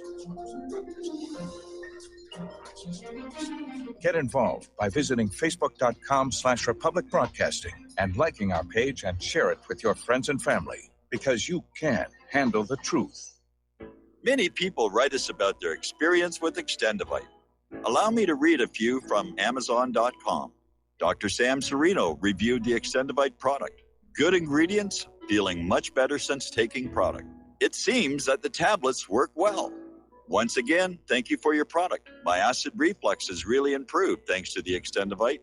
Together with my thumb joints, the pain is gone and I'm able to grip things much better. My friend has peripheral arterial disorder and their lower legs were hurting in a red color, but thankfully, there has been a significant improvement. Kind regards, Janice. My husband feels a big difference using Extendivite. Thank you. Tell us your story. Get Extendivite today. Call 1-877-928-8822. That's 1-877-928-8822 or visit heartdrop.com. Extend your life with Extendivite. Okay, nurse, let's get this man to the ER stat. Right away, doctor. We see this every day. Heart attack or angina pain due to blocked and clogged arteries. Chelation can remove obstructions or blockages from arteries and help avoid painful and expensive surgery. Now there's Angioprim. It's a liquid oral chelation product that you take with juice. You start to feel the results fast. Angioprim increases blood flow all over the body, and that means more energy and strength to take on the day with less aches and pains. 60 years of research has gone into chelation, and Angioprim is the result. A safe and easy way to unblock your veins and arteries from buildup that slows circulation. Paging Dr. Jones. Please report to the emergency room right away. Log on now for a special radio offer from Angioprim. That's angioprim.com/radio. ANGIOPRIM. Angioprim.com/radio or call 877-882-7221. That's 877-882-7221. When all this twisted steel was swept away, did these remaining holes reveal what's really happened? And aloha, America. Welcome back to our show here, and we're still talking about the economy. Unfortunately, there is another indicator that the economy is not doing very well, and it's a phenomenon that is called the home ATM, by which Americans, just to get by, just to pay their bills, are having to dip into their home equity, which means they're living off the home equity. And we're not talking about retired people, reverse mortgages. We're talking about, middle-aged Americans at the height of their supposed earning ability. And that's the stage in your life where you want to build up the equity in your home, because that's part of what you're going to retire on. But the economy is now so tight, so much is being spent on these wars, prices are so high and wages and salaries so low that Americans are literally living off the equity in their property. Now, the other day, Poland had suggested that Donald Trump could stop the Nord Stream 2 pipeline, which Hungary wants to reach all the way into Europe to bring Russian oil and gas to the European market, which would be an economic threat to America's liquefied natural gas producers. But Trump has decided he's not going to go along with that. He's not going to sanction the Nord Stream 2 companies. A lot of people are scratching their heads, but he did come on out and say that nobody should depend on just one energy source, which actually is very wise and prudent. So Trump's rationale is that the Russian gas going into Europe is a good thing, along with continued U.S. exports of liquefied natural gas. Okay, let's talk about immigration and refugees. There's an interesting statistic coming out of the latest Census Bureau data. Nearly half the population in the top 5 United States cities do not speak English at home. That's 67 million people living in this country who, while they're at home, don't speak English. They speak a foreign language. So George Soros' dream of just blending us all together is moving forward. Getting back to Hungary, their Foreign Minister Peter Szijjártó has accused the United Nations Human Rights Watchdog of spreading lies about Hungary, saying that immigration is not a fundamental human right. And that's been a big talking point about the open borders people. They're declaring that it's a fundamental human right that you can just go anywhere in the world that you want to and nobody can stop you. I wish they were that dedicated about the First Amendment. But Hungary is saying, no, immigration is not a fundamental human right. It is a privilege. And those seeking to immigrate into Europe have to go through the usual checks. Health check, background check, make sure that they're going to be a benefit to the society rather than a burden. All right, there's the music. We're going to take a break for station identification, and when we come on back, the lovely Lady Claire will be joining us.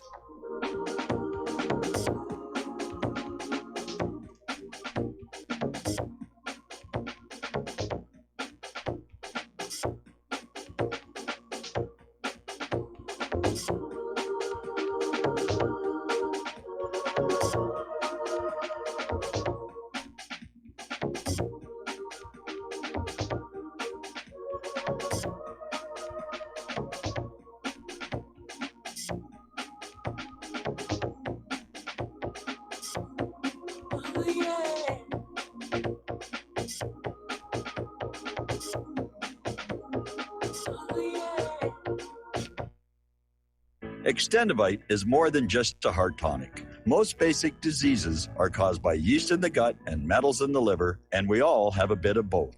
The garlic in Extendivite has a yeast-killing effect in the gut while also helping the sulfur enzyme in the liver get rid of the metals. Extendivite just may improve your overall health. Products like Extendivite are the only way we are going to get our society healthy. And if you're waiting for the government and pharmaceutical care to solve your health problems, you're going to have a long, disappointing wait, I think. Extendivite is a complete formula for extended life in the new millennium. 80 can be the new 60. Extendivite is available in capsule or liquid form for just $69.95 for a 2-month supply. To get started, call 1-877-928-8822. That's 1-877-928-8822 or visit heartdrop.com. Extend your life with Extendovite. This is RBN, the Republic Broadcasting Network.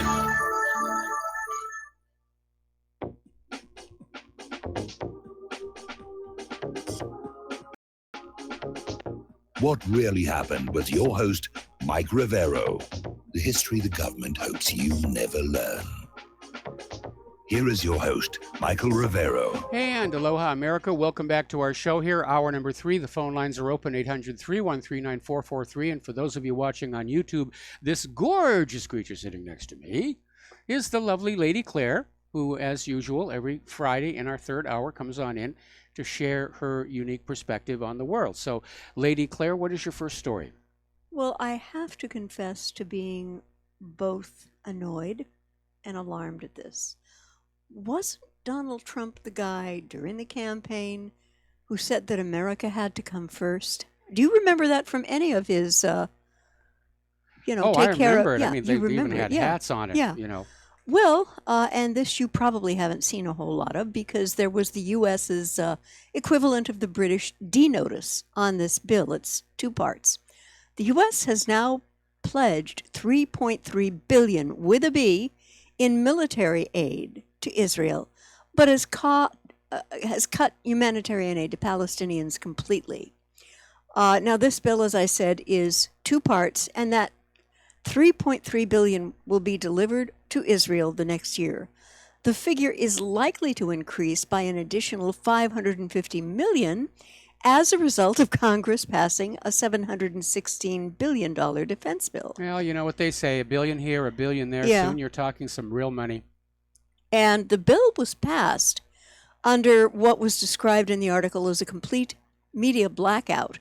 At the same time, President Trump pulled humanitarian aid to the UN Relief and Works Agency, UNRWA, which provides basic provisions for about 5 million Palestinian refugees. And now we have, this is the largest single military aid package in American history. And Mike, this comes out to 23,000. Let me repeat that number, folks, because it's mind-boggling. 23,000 for every Jewish family living in Israel. But those Jewish families won't get the money, of course. It's all going to go for, bombs and Iron Dome. What's really amazing to me is why Israel isn't self-funding its military. I mean, here you had the American taxpayer funded the development of the Iron Dome missile system, which Israel is now manufacturing and selling to other countries. Why do they need more of our money? The answer is they don't. They've got a very robust economy. They don't need our money. They just want it. And we want your money. Oh, yeah. We've got to have more of your money. And you have to remember, Mike, just how powerful AIPAC is, which is the Israeli organization in the United States that pressures our representatives to pass bills that are favorable to Israel and not so favorable to people Israel doesn't like. Now, according to the next part of the bill, there is going to be a special envoy to monitor and combat anti-Semitism.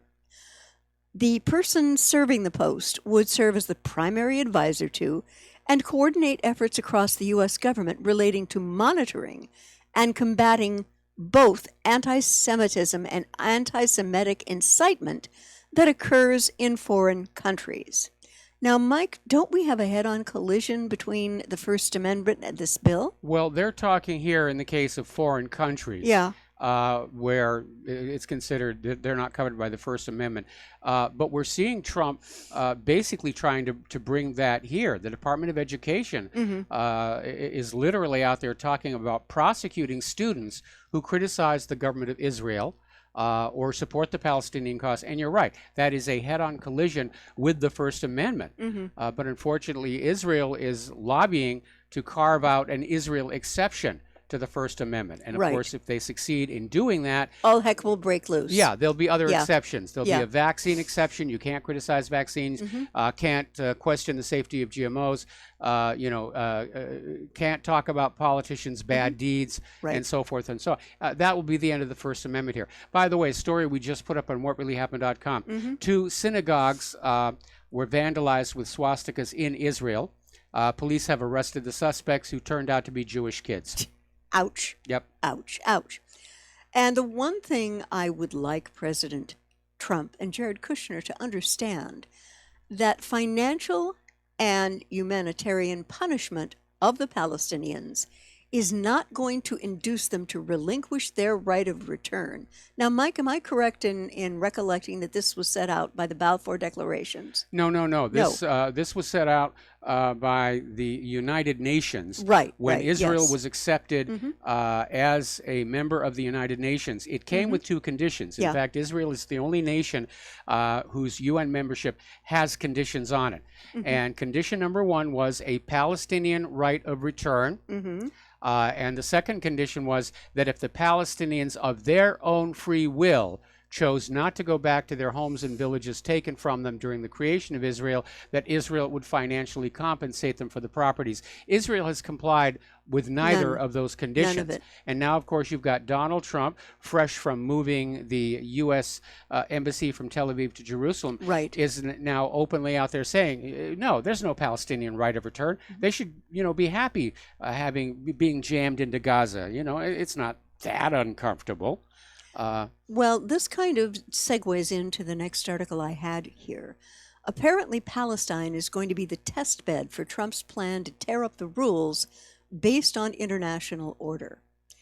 And under cover of a supposed peace effort or deal of the century, that's how they're describing it, it looks like Trump's administration wants to kind of throw out the concept of international humanitarian law, potential crimes for war crimes. The potential for war crimes trials. Yeah. Well, that gets back to John Bolton, who was coming on out there lambasting the ICC. And we're seeing both the United States and Israel are literally coming out with statements saying, we're not subject to international law anymore. We have the right to go into other people's countries. We have the right to just do what we want. Yeah. And that is a very, very dangerous situation, I think.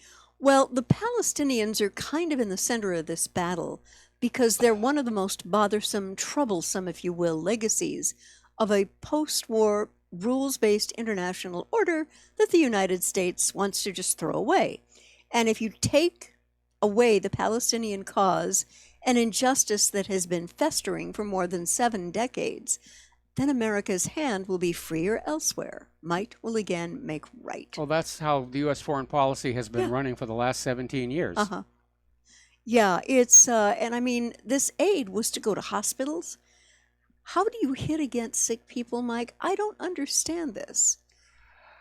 Again, the people who are at the very top of these governments, they're oblivious to the concerns of ordinary people. They just see them as human livestock, and certainly within Israel, which is in fact, heavily entangled with the Jewish religion. Yeah. The Palestinians aren't really seen as human beings, and Israel's propaganda continues to dehumanize them.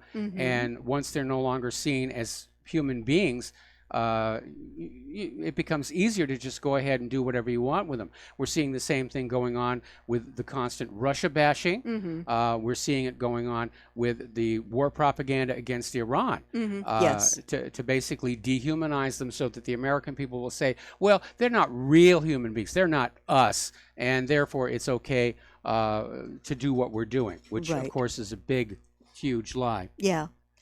I'd like to bop over to China. I know that you covered this on the website this morning. Did you cover it in your first 2 hours? No, I didn't. Okay. China has launched a very chilling social credit system, and it's straight out of the worst sci-fi you can possibly imagine, and it's already on. And with this social credit system, people can be punished or rewarded for what they do and how they treat the government, what they think about the government, what they say about the government. But guys, calling it chilly is no less than what we're starting to experience and have been experiencing with algorithms in Google, Facebook, YouTube that suppress certain results. And all the financial information that's Yeah. going on. Yesterday we Yeah. were talking about how the next generation iWatch contains quite a few biomedical sensors. It can even take your EKG and detect fibrillation in your heart. And John Hancock Insurance Company is now going to tie all future life insurance policies to wearing that watch. If you don't have that watch and you're not sharing the data with John Hancock, you don't get a life insurance policy from them. Yep. And so John Hancock will basically be looking over your shoulder, actually over your wrist, to make sure that you're exercising regularly. It really is reaching a ridiculous point. But yeah, this will eventually be global, I'm afraid. Yeah, I think so. And apparently, China now has some 200 million CCTV cameras, according to Australia's foreign correspondent paper. And that means no matter what you do, you're going to be surveilled. If you're in your home, you're boiling water for tea, you're going to be surveilled. Well, I don't know that the CCTV cameras are in the homes, but then Not yet. who knows? I mean, Yeah. we've got 2 cameras Mhm. here plus the one on the phone, Yep. and And I don't want a Siri in my home at all.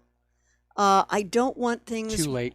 Well, I know you've got one for the watch, but Yeah, you know. I have to turn it on or it won't work with the car. right, Okay. I know, but nothing more than that. I'd like to turn over now to another article about China, and this involves Australia. Apparently, the news just broke that Australia is planning to return to the Lumbrum Naval Base in Papua New Guinea's island of Manus, which it did occupy before the country's independence in 1975. Now, Mike, there are a number of reasons why this is important. They used to run a so-called offshore immigration camp until it was closed last year because of the way people were being treated. And another driving factor is Australia's interest in competing with and ultimately curtailing Chinese influence in the country that Canberra regards as falling within its sphere of influence, which joins with fellow Quad allies' desire to contain China in the broader South Pacific region. Now, the reason this is strategically important is that it could well expectedly herald a U.S. military naval presence here, which could allow the U.S. to control the sea space between that island and Guam, essentially cutting China off from the rest of the South Pacific in the event of any great crisis between the two powers. I have this idea, okay, because if there isn't a crisis, China's cargo ships are still going to be sailing everywhere. Yeah. It's international waters. Yeah. And so they're just spending a lot of money to say, we got to be here just in case. And I don't know how they expect to contain China to the South China Sea, absent actually going to war, which seems to be what they're talking about here, getting ready for a war with China. And the way that China normally has its influence is by using grants, loans, and investments, which are part of the One Belt, One Road, or OBOR, global vision of the New Silk Road connectivity. And I really have to say that China conceived of something that sounds practically like it could really be good, because it would speed up. It's going to be very good. Yeah. The problem is it threatens established means of transport. It Yeah. threatens shipping lines. It threatens cargo planes. One of the reasons that the U.S. is trying to keep the two Koreas from reunifying is because were that to happen, then China could run a line of the One Belt, One Road all the way down into South Korea, Right. into the heart of that manufacturing yeah, district. yeah. And they could basically, grab those products and have them in Europe in just a fraction of the time that it would take to send them by sea. Oh, absolutely. Okay, Yeah. so this is all about maintaining things as they are now and not allowing anybody to come up with a newer, better idea. Yes, I agree. Apparently, the U.S. Air Force is testing Reaper drones for air-to-air combat. And apparently, an MQ-9 Reaper drone has bagged its first air-to-air kill of another small aerial vehicle in a controlled simulation. And there was a very successful test late last year, and it demonstrated to the U.S. Air Force that an unmanned aerial vehicle like the MQ-9 does have the ability to conduct air-to-air combat, much like its manned fighter brethren, such as the F-15 Eagle or F-22 Raptor. Now, Mike, what happens when it's drones hitting drones? Well, at least we're not seeing people getting killed. But I have to tell you, my skepticism-o-meter has gone off on this one. Oh, really? Because talk to me. when you're talking about an F-15 or an F-22, well, the F-22 is still asphyxiating its pilots, but you're talking about aircraft that are designed for high-G maneuvering for air combat, air-to-air combat. And the Reaper drone isn't built to do that. It was originally built to just be this long endurance, long duration surveillance platform. Yeah. And as it's been weaponized, they have to respect those weight limits. Now, they may be thinking that the Reaper drone will simply sneak up on an F-22 or an F-15 from the rear and hit them with a missile.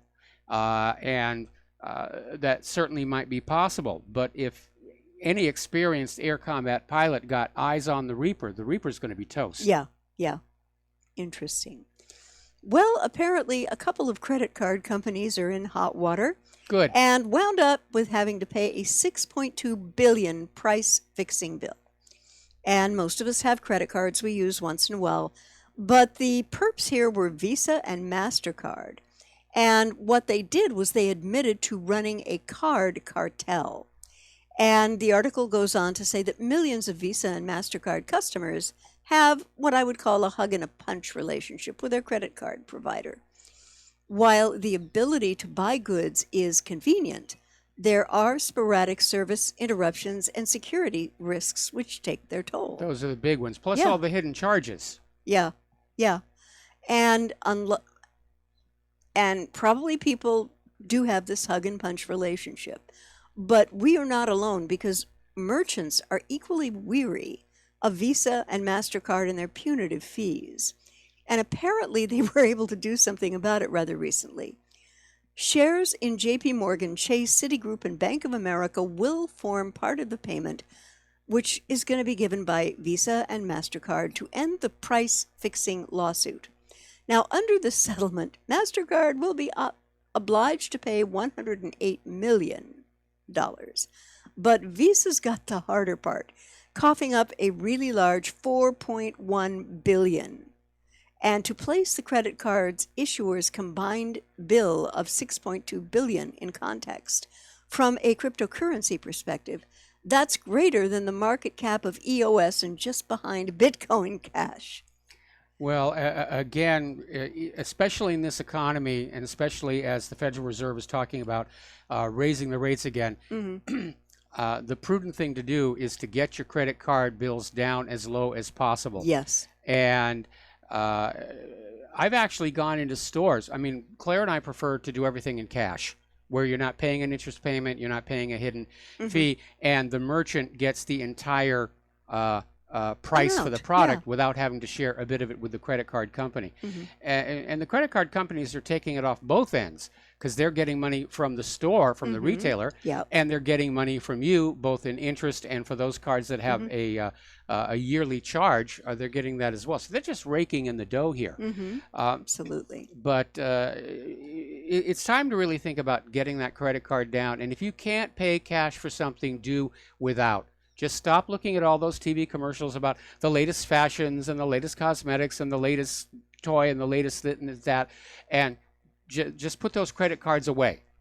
In a safe place in your home. Don't even have them, have one with you in case of an emergency, and lock the rest of them up and get them all paid down. That's our advice to you, because those credit card companies, when the economy tightens up, those credit card payments are going to go through the roof. They are.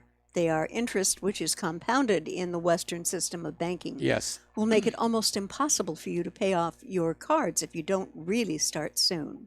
Yeah, that compounding of interest, where they're charging interest on the interest. Yeah. Another area I'd like to go to, the rise of spying transit police. And what is going on around this country is nothing less than completely dystopian and Orwellian. And apparently last year, BART, Bay Area Rapid Transit, was accused of creating an app that spied on commuters' travel plans, texts, and emails. That doesn't make me feel warm and cozy about getting on a train or a bus. And apparently... We got to take a break for commercials. Okay. So we'll come back to this story after these words from our sponsors. All right.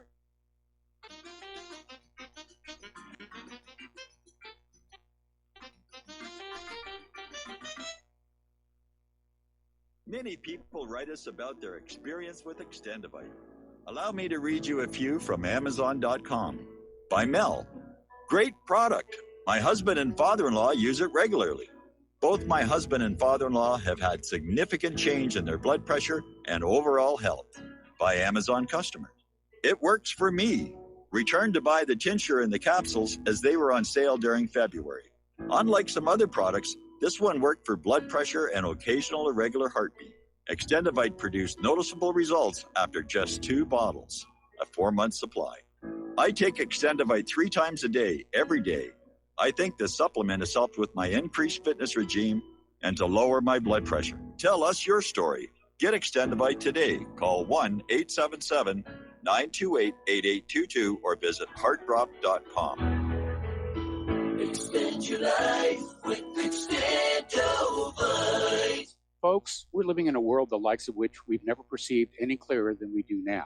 The plan for global governance has been in the works for generations and would have likely been achieved by now, but for the fact that the globalists left open their Achilles heel. With all their tools, Federal Reserve System, fiat currency, no child left behind, and then Common Core education introduced to our schools to dumb us down, vaccines, pharmaceuticals to lobotomize us, GMO foods, insertion of compromised or bought and paid for politicians, judges, mainstream media propaganda, all pieced together like a puzzle designed to ultimately bring the world under submission. But with all their strategy, they forgot one thing: knowledge. And knowledge is power. With knowledge, their bombardment is nullified. Folks, with that, as brilliant and knowledgeable as you've become, among the wisest audience of any radio audience in the world, and you are, I want you to take a moment to reflect and ask yourself, how much of that knowledge did I obtain from Republic Broadcasting Network? How high has my consciousness been raised since I've been a listener? How fast am I now able to discriminate truth from fake news by being a Republic Broadcasting listener? How clear am I now able to see the world since I've been listening to RBN? Ask yourselves those questions, folks. Then ask yourself, what is that knowledge worth to me? Like my morning coffee, how would I survive without it? A voice of truth in a sea of lies. Do we not all need to make sure it survives? Like public broadcasting, we are now finding we can only survive with listener support. Censorship, advertisers being attacked, truth itself being attacked. It's the only way through this. We at Republic Broadcasting humbly ask you to become a supporter. Look at your budget and make a determination of what Republic Broadcasting is worth to you and what you can afford on a monthly basis. Go to republicbroadcasting.org and pledge $20, $30, $40, $50, if possible, $100 a month or more if it's affordable. Click the donate button and become a regular monthly donor. Assure both us and yourself that Republic Broadcasting truth will continue to flow like that morning coffee. The network thanks you. We the people, in order to form a more perfect union, establish justice, ensure domestic tranquility, provide for the common defense, promote the general welfare, and secure the blessings of liberty. And aloha, America. Welcome back to our show here. And we're covering this story about how transit systems are now starting to basically spy on their passengers. And before we went to the commercial break, we were talking about how the Bay Area Rapid Transit was accused of creating an app that spied on commuters' travel plans, texts, and emails. And at the same time, the Los Angeles Metropolitan Transportation Authority began a pilot program that used facial biometric body scanners to spy on commuters. Yes. And we're not exactly sure why about that. Now, over in southeastern Pennsylvania, at their Transportation Authority, they've unveiled what's called the SEPTA Transit Watch that allows commuters to basically spy on each other. And the app also sends commuters BOLO alerts, be on the lookout, basically turning their commuters into transit police spies. Mm-hmm. Now, setting aside the Fourth Amendment implications here, what are they going to do with all this data? I mean, I understand having TV cameras inside the train cars as a deterrent to somebody getting out of line. Mm-hmm. But all this surreptitious surveillance isn't a deterrent because people with bad intentions don't know it's going on until it's too late. Yeah, absolutely. And this is why I rarely ride public transit. You know, I don't want to be surveilled. I frankly don't like it. I haven't done anything wrong. I just don't like it. Oh, I don't either. I mean, again, I don't have a problem with the cameras. Mm-hmm. I do have a problem with the microphones listening to what I'm saying. Yes. And I do have a problem with them basically prying into my cell phone Mm-hmm. to try and figure out where I'm planning to go next. Yep, absolutely. That really is inappropriate. And the next article I found deliciously ironic. Bill Clinton's former War Room director is quietly advising the Kavanaugh accuser. And Brett Kavanaugh's accuser, Christine Blasey Ford, is getting advice from Democratic super activist Ricky Seidman. Now, this comes to us from Politico. She's currently an exec at a PR firm, worked for the Dukakis, Mondale, and Clinton campaigns for president. She also served as Joe Biden's communication director when he was named Barack Obama's running mate in the 2008 election, and managed the confirmation of Obama's Supreme Court Justice nominee, Sonia Sotomayor. And she's also served as the executive of the very liberal voter group, turnout group, Rock the Vote. And she served in Clinton's War Room and served as deputy communications director in the Clinton White House, according to Politico.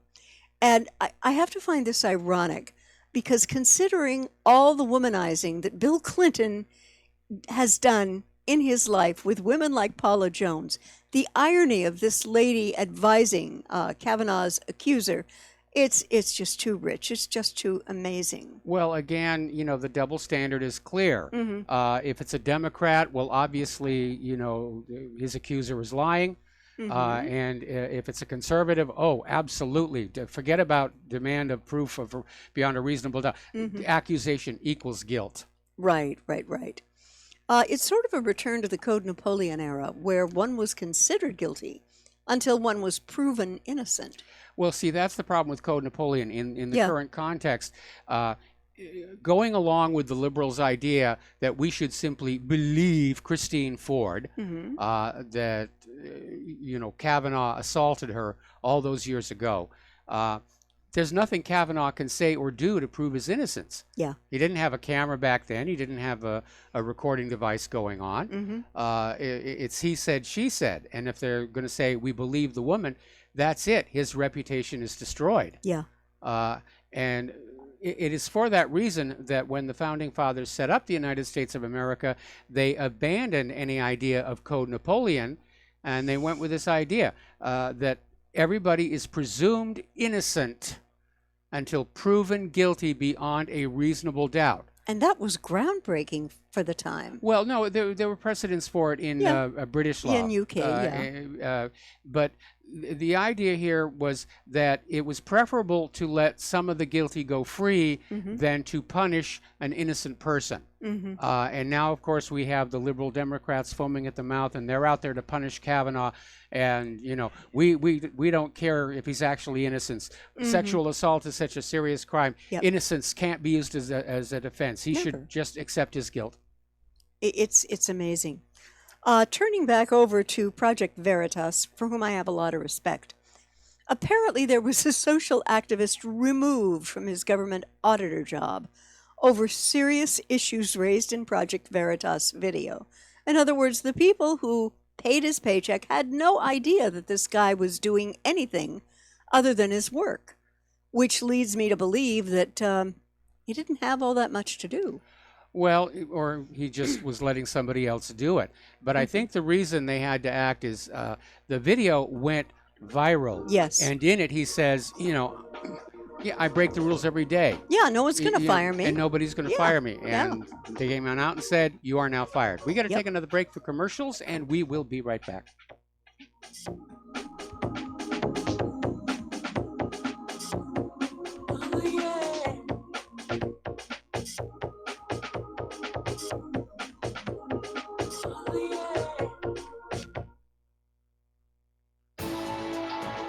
You are tuned in to the Republic Broadcasting Network. Visit our website by going to republicbroadcasting.org.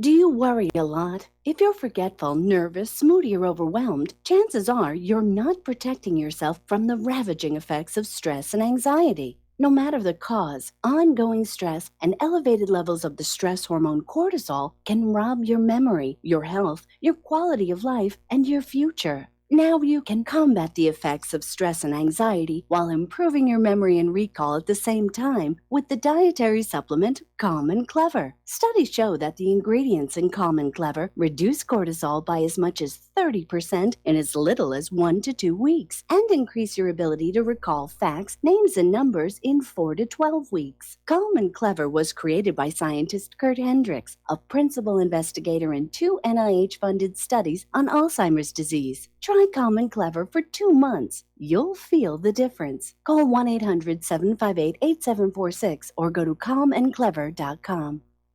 This is too good to be true, except this time it is real. 100%. No joke. How about a $25,000 membership to Front Sight Firearms Training Facility as a thank you bonus for a one-time donation to RBN of only $500? It is a Commander lifetime membership with no yearly fees or dues. The training is free for the rest of your life with over 50 different classes. Then leave it to your designated beneficiary.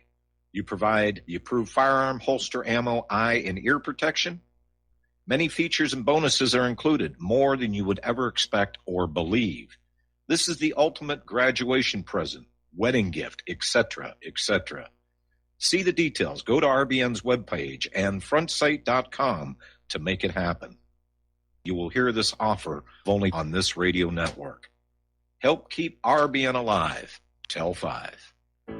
Extendivite, a 7-herb combination of garlic, cayenne, hawthorn, bilberry, ginkgo biloba, valerian, and milk thistle. Extendivite is designed to strengthen the heart and arteries and help the body heal itself.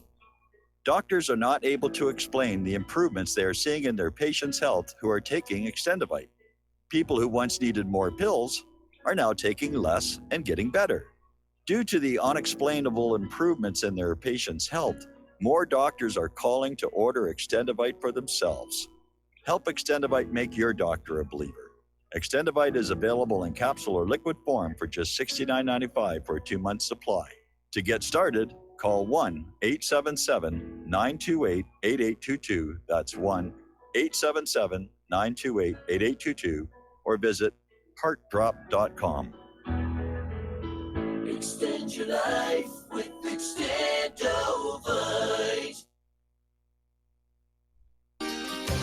When all this twisted steel,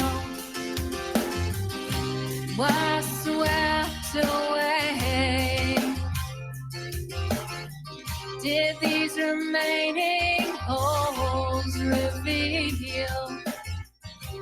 what's really happened.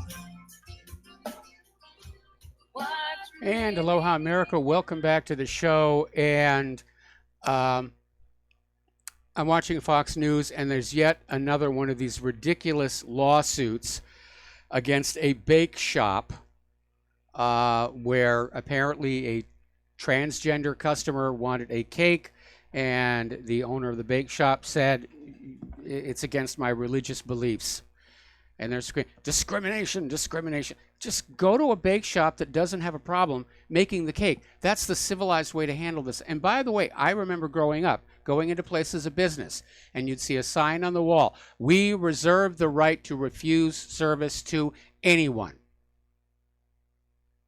And this militant approach to transgenderism is going to backfire. When LGBTQ, PDF, BFD wanted acceptance, they got that. They should be happy. But now they're getting aggressive, and they want to sort of force the line forward. And Monday I'll have some additional stuff about that, because we're not going to get to that part of the talking points. Anyway, let's get back to Claire here. Claire, your next story.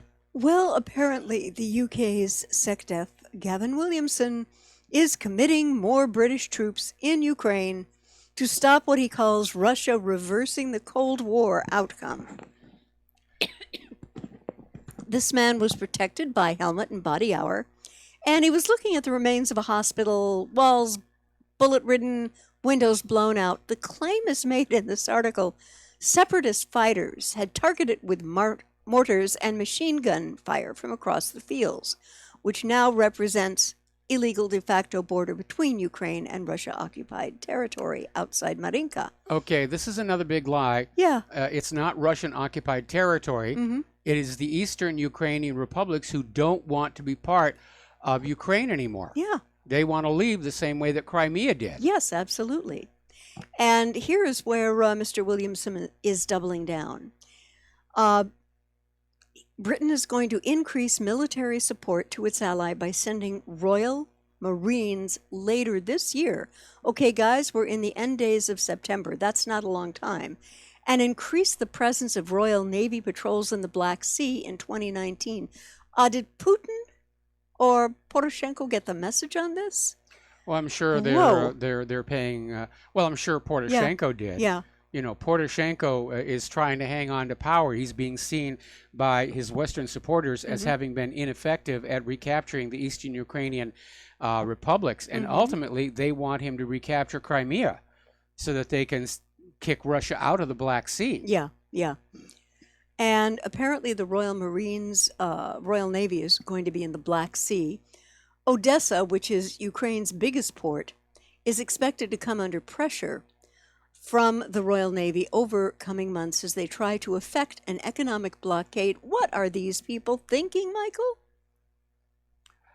Holy crud. It's just putting more pressure. Yeah. You know, until finally something breaks and they get the war that they obviously want. Yeah. Now, you covered this about Hezbollah leader claims group won't pull out of Syria, right? Yes, I did. Okay, and the fact that they do have guided missiles now. Well, precision missiles is what they're calling it. But Okay. Iran made the observation this last week that they've got 3,000 to 4,000 working centrifuges. And it is still within the limit allowed under the nuclear deal with world powers, Ali Laranjari said on Wednesday. It's very interesting, though, because, Mike, usually the Iranians don't make announcement of specific data on their nuclear program public. And it was reported by the Tasnim news agency days after Iran's nuclear chief said it had completed a facility to build advanced centrifuges. And they will increase its capacity to enrich if the nuclear pact collapses as the result of Washington backing out of it in May. Trump should have known better. I think this is one of the worst things he's ever done, to withdraw from the P5+1. Yeah. Yeah, absolutely. Now, in the terms of that deal, the Islamic Republic can operate up to 5,060 first-generation centrifuges for 10 years at its Natanz plant, and 1,044 first-generation centrifuges in its underground Fordo plant. Okay, now when they're talking about the first generation centrifuges, these are ones that are relatively slow. They're not designed to enrich to weapons grade. But again, under the Nuclear Non-Proliferation Treaty, which Iran signed and ratified, they are allowed to create material for their own nuclear fuel rods. Which along with radioactive isotopes for industrial and medical purposes. But Iran never had a nuclear weapons program. This was ginned up out of thin air by the same people who told you Saddam had nuclear weapons. Yeah, it's a little bit difficult to hear regurgitated, if you will, again. Yep.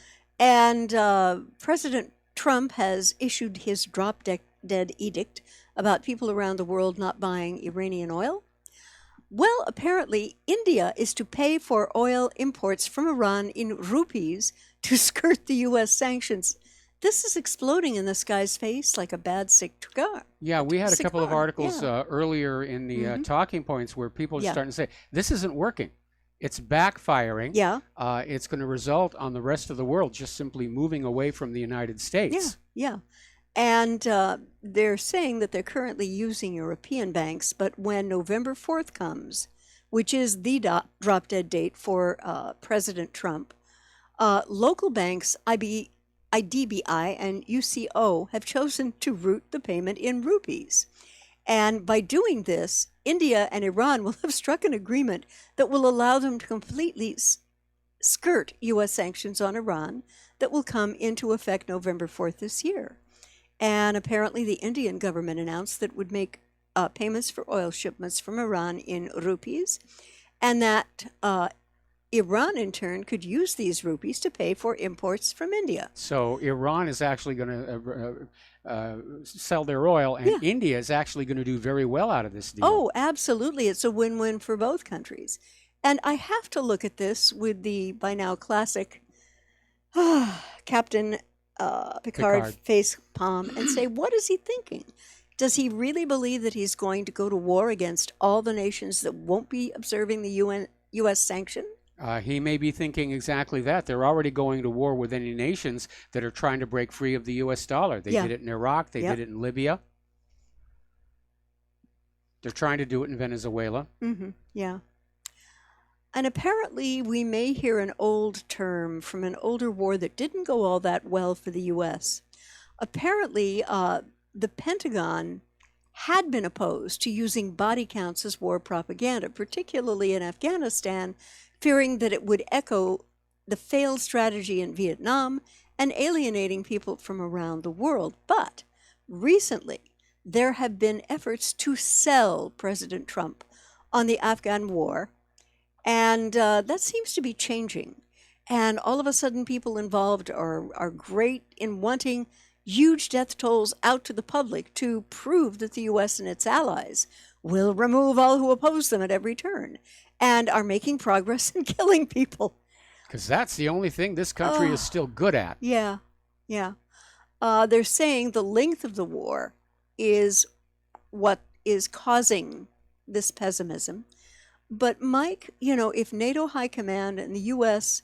CENTCOM regarding Afghanistan had a brain cell to share between them, they'd be getting those troops out as quickly as it would be safely and negotiating with whatever government was left standing in Kabul for the oil rights, the rare earth minerals, and the opium poppies. Well, if the U.S. pulls on out, the Taliban is going to go into Kabul and kick out the U.S. puppet rulers. Yes. Okay, and that's going to cut off that oil pipeline right away, not to mention the flow of opium. Right. And the other issue, of course, is right now, with all these wars going on, all these wars going on, the United States cannot be seen to lose even one of them, or the momentum is lost for the war agenda. And that's why, even though the Syrian war is almost over, the U.S. is getting ready to escalate it and go right back on in and start the bloodshed all over again. Now, I thought this was a pot kettle black issue, but apparently Iran and Israel are calling each other names over nuclear threats and asking the UN to take action. And yesterday, Israel said it was stepping up security around its atomic sites as precaution against threats from Tehran and its regional allies. Now, Mike, the Iranian government is many things. Stupid, they're not, okay? And they understand that if there was any kind of a first strike against Israel, the country of Iran would be molten glass about 10 seconds Iran after. is not a first striking country. They have No. not initiated a war of Mhm. conquest against another country in over 200 years, and certainly not since the 1979 Iranian Revolution. What they're Mhm. responding to, of course, is Prime Minister Netanyahu's recent speech, where he was out there basically implying, yes, we're going to melt down anybody who's opposed to us. And this was so ironic. The United Nations members should not turn a blind eye to these threats and must take firm actions to eliminate all Israeli nuclear weapons. That's what Iran's ambassador to the United Nations, Golame Khoshru, said in letters to the UN Secretary General. And you know, the guy's right. The guy's absolutely right. Well, he followed on to say that the Yeah. UN needs to force Israel to sign the Nuclear Non-Proliferation Treaty, Which Iran has done. Iran has done, the Yes. United States has done, Israel has not. No. And Israel is still refusing IAEA inspections, Mhm. which, as a side note, makes every single penny of your money sent to Israel illegal under Yep. the Symington Amendment to the Right. Foreign Appropriations Act and the Yep. Glenn Act. Right. Earlier we were talking about this additional $3.3 billion. Yeah. It's money stolen from you Yeah. by your government Mhm. illegally. It's a crime under U.S. law. And Mike, They send it off to Israel. yeah, and Mike, here's my tack on that. No president can say, let's bring America back again and make America first. Throw this kind of money at a foreign country, in my mind, when we have count them, one homeless vet sleeping in our streets. I absolutely we agree. need to I get this absolutely money agree. used for domestic problems that are bad and getting worse. Going back to Syria, apparently U.S. Marines held 8 days of drills with militants in southern Syria. And Colonel Sean Ryan, a U.S. military spokesperson, said that the drills were a show of force and that the Pentagon had notified Russia through deconfliction channels to prevent miscommunication or escalate tension. Oh, I'll believe that when pigs can fly. That's exactly what it was being come designed on. to do. Yeah. The U.S. is again playing the picador, trying to goad Putin. Putin's a pretty cool cucumber, though. I don't think he goes easy. Yeah, well, earlier in the day, we had a caller who called in. There are now indications from multiple sources that that French frigate may have had something to do with the downing of the Ilyushin 20, and that was the provocation that was designed to get Russia to shoot back at them. And they didn't. Yeah, Oh, and, they did. and Putin Yeah. basically just switched it over to tragic accident involving Syria. Yep. And didn't buy. Doesn't mean there won't be another provocation down the road. Yeah. But it does remind me of when John F. Kennedy was assassinated. Mhm. All the planted evidence was pointing at this was a Cuban plot. Right. That Cuba had assassinated our president. Yes. And to rile the American people up for a new Bay of Pigs, a new Cuban invasion, Yep. which would have triggered a nuclear war. So Lyndon Johnson basically got rid of all the fake evidence, planted new fake evidence saying it was just all Lee Harvey Oswald and we don't know why he did it. Yep. And I don't agree with lies and cover-ups, but obviously given the implications of averting a nuclear war with the Soviet Union, I do have to agree with what Lyndon Johnson did. Yeah, me too. Apparently, these 8 days of drills ended this week at the U.S. military outpost in Tanaf, which is about 24 kilometers west from the Al-Tanaf border, crossing between Syria and Iraq in Holmes' government. And Colonel Mohanad al-Tala, the commander of the U.S.-backed Maghawir al-Thrasa militant groups, said. And interesting the way he phrased it, he told Reuters that these war games are the first such exercises. And I'm looking at these words, Mike, and it means to me that there are going to be more of these exercises. Well, yeah, live fire, Yeah, air and yeah. ground assault involving hundreds of Yeah. U.S. troops. Right, right. Thavra claimed that the drills were meant to send what he called a strong message to Russia and Iran that the Americans and militants intended to stay and confront any threats to their presence. Now, Mike, am I wrong in sort of recollecting that the Syrian government never invited the U.S. over No. as they did with Russia? No, Okay. it's the American presence in Syria is illegal. Mm-hmm. The United States has no right to be there. They were not invited by the Syrian government. They do not have the permission of the Syrian government. Nope. The United Nations Security Council has not issued a resolution authorizing the U.S. to go into Syria. Nope. The United States Congress has not issued a declaration of war Nope. authorizing the United States to go into Syria. It's just, president saying, "Yeehaw! I'm going to go and prove how butch I am by sending other people's children into these war zones Yep. where they get ground up like meatballs." And we also have the development of the Russia Armed Forces kicking off snap drills in the Eastern Med, which will last until 26 September, which is middle of next week. Now, the experts claim that the drills are a show of force and warning to Israel following official statements by top Russian officials that the Russian actions, this is how they're playing it, which led to the IL-20 shootdown on September 17th, are unacceptable. And apparently, the advisor to Turkish President Erdogan, Yasin Aktay, described the Israeli attack as an attempt to sabotage the Russian-Turkish agreement on the Idlib demilitarized zone. Well, yeah, the timing was Yeah. just too cute. Yeah, I mean, come on. Apparently, the U.S. Syrian Democratic Forces, SDF, repelled an ISIS attack on their positions in the settlement of al-Baguns, al-Fakwani, in the province of Deir ez-Zor. They destroyed a couple of VBIDS. Mike, what is that? It's an armored transport, I think. okay. All right. And now they are developing advance under the direction of al-Sulah. The Russian military is making steps to upgrade security in its bases in security and installation of upgraded control systems. And that is at one of its technical facilities. That's what... Okay, we got to take a break for commercials here. All right. And we'll be back with the last segment of our program after these few words.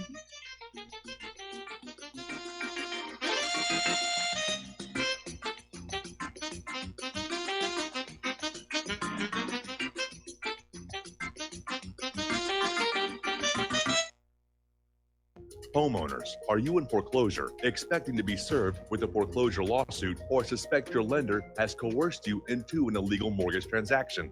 A huge number of mortgages made in the last 10 years have legal issues and are possibly defective. State laws and the U.S. Supreme Court have upheld that defective mortgage documents are grounds for foreclosure defense and for counterclaims in favor of the homeowner. If your mortgage has been sold or assigned since closing the loan, it may be defective and you may be paying the wrong party, and the lender may not have standing or the right to foreclose or collect payments under the law. If you would like to know if your mortgage is legal or not, or know if you are paying the right party, we can help. Our initial consultations are free of charge. We are not attorneys. We are legal researchers and work closely with experienced lawyers who know how to help you find the evidence to help you keep your home. Call toll free 1-855-2-KEEP-IT. That's 1-855-2-KEEP-IT today.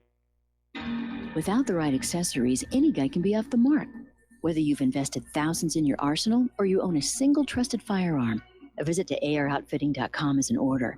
It's one of the finest online selections of tactical optics and AR parts and add-ons, like EOTech, quick target acquisition with no peripheral loss.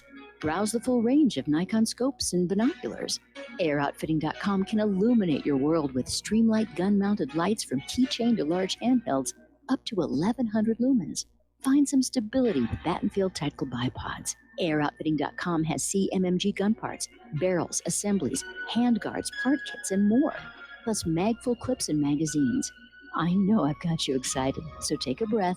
Head to AirOutfitting.com. The site's super easy to navigate and features a ton of technical info, including links to manuals. We also welcome vendor and manufacturer inquiries. Remember, if you don't see it, we can get it at AROutfitting.com. I'm getting older and noticing that my body just doesn't work as well as it used to. So I like to keep fit as possible by hitting the gym a few times a week. Recently, I started having a nagging bicep pain, and it got so bad I couldn't even lift the weights. When I was complaining about it to a friend, he told me about Angioprim. He said chelation helps remove toxins, heavy metals, and cholesterol in veins and arteries that may cause blockages. You know, after just 1 week of taking Angioprim, the pain was gone, and now I'm back in the gym full strength. Scientific research proves the active ingredient in Angioprim has superior oral chelation action that helps promote cardiovascular health. So to learn more, go to angioprim.com. That's ANGIOPRIM.com, or talk to a trained consultant. Call Angioprim toll free at 877-882-7221. You'll feel better with more energy. Call 877-882-7221 or go to the website angioprim.com. We will not go down in the night without a fight. You can burn up our mosques and our homes and our schools, but our spirit will never die. We will not go down in Gaza tonight. And aloha, America. Welcome back to our show. Last segment of our program on this Pauhana Friday, and I think we got a couple more stories here to get on out. Yeah. This was a story from Zero Hedge, which I felt was very interesting today. And the title was Suspending the Constitution. In America today, the government does whatever it wants. Yes, true. And it appears that for the last 17 years, we have been terrorized, traumatized, and tricked into a semi-permanent state of compliance by a government that really doesn't give a flying frisbee about our lives or our liberties. I think it goes back a lot further than that. It's been a long, slow process of turning we the people into we the sheeple. Yeah. Now, the article goes on to state that the boogeyman's names and faces may change over time: terrorism, war on drugs, illegal immigration, but the end result remains the same: our unquestioning acquiescence to anything the government wants to do in exchange for the phantom promise of safety and security. And Mike, we the people have neither of those right now. No, we really don't. Yeah. And I think it was Benjamin Franklin who said, those who trade their freedom for security will wind up with neither. Yes. Yeah. And a companion article, which I felt was very nice, when Pharmaceutical, Vaccine, and Medical Devices Corporation rule the world's healthcare industries. And then an addendum, too late, it already has. And it talks about how drug companies and their power are turning doctors into pushers. Yes. And pushing medication that may not even be safe for that end user to be taking. Nope. And that this really, really needs to change. And they also talked about the 2010 U.S. Supreme Court decisions, Citizens United, that gave greedy, super wealthy, sociopathic corporations the same rights as normal criminals with regard normal to citizens, with regard to spending unlimited amounts of money on election campaigns. Yeah, we talked about that earlier in the show, and that's when the politicians stopped listening to the American people and started sucking up to the ultra wealthy. Which is where the process is now. You know, I could call my representatives, Mazie Hirano and Brian Schatz is ours. Yeah. In fact, I've left messages for them. They've never called me back. Oh, but I get lots of junk mail from him. You do? Yes, I do. That's crazy, considering the little Halloween story here. Oh, you need to share that with your... Actually, we're almost out of time here, All so right. you need to sort of sum up. Okay. But when drug reps hire people to go and interface with doctors and medical teams, they're very articulate, they're very well dressed, they're very well spoken. But a lot of times, the only thing that doctor knows is what is given to him or her in this slick little booklet about the drug. Yes. None of the problems are there. None of the risk-benefit ratios are there.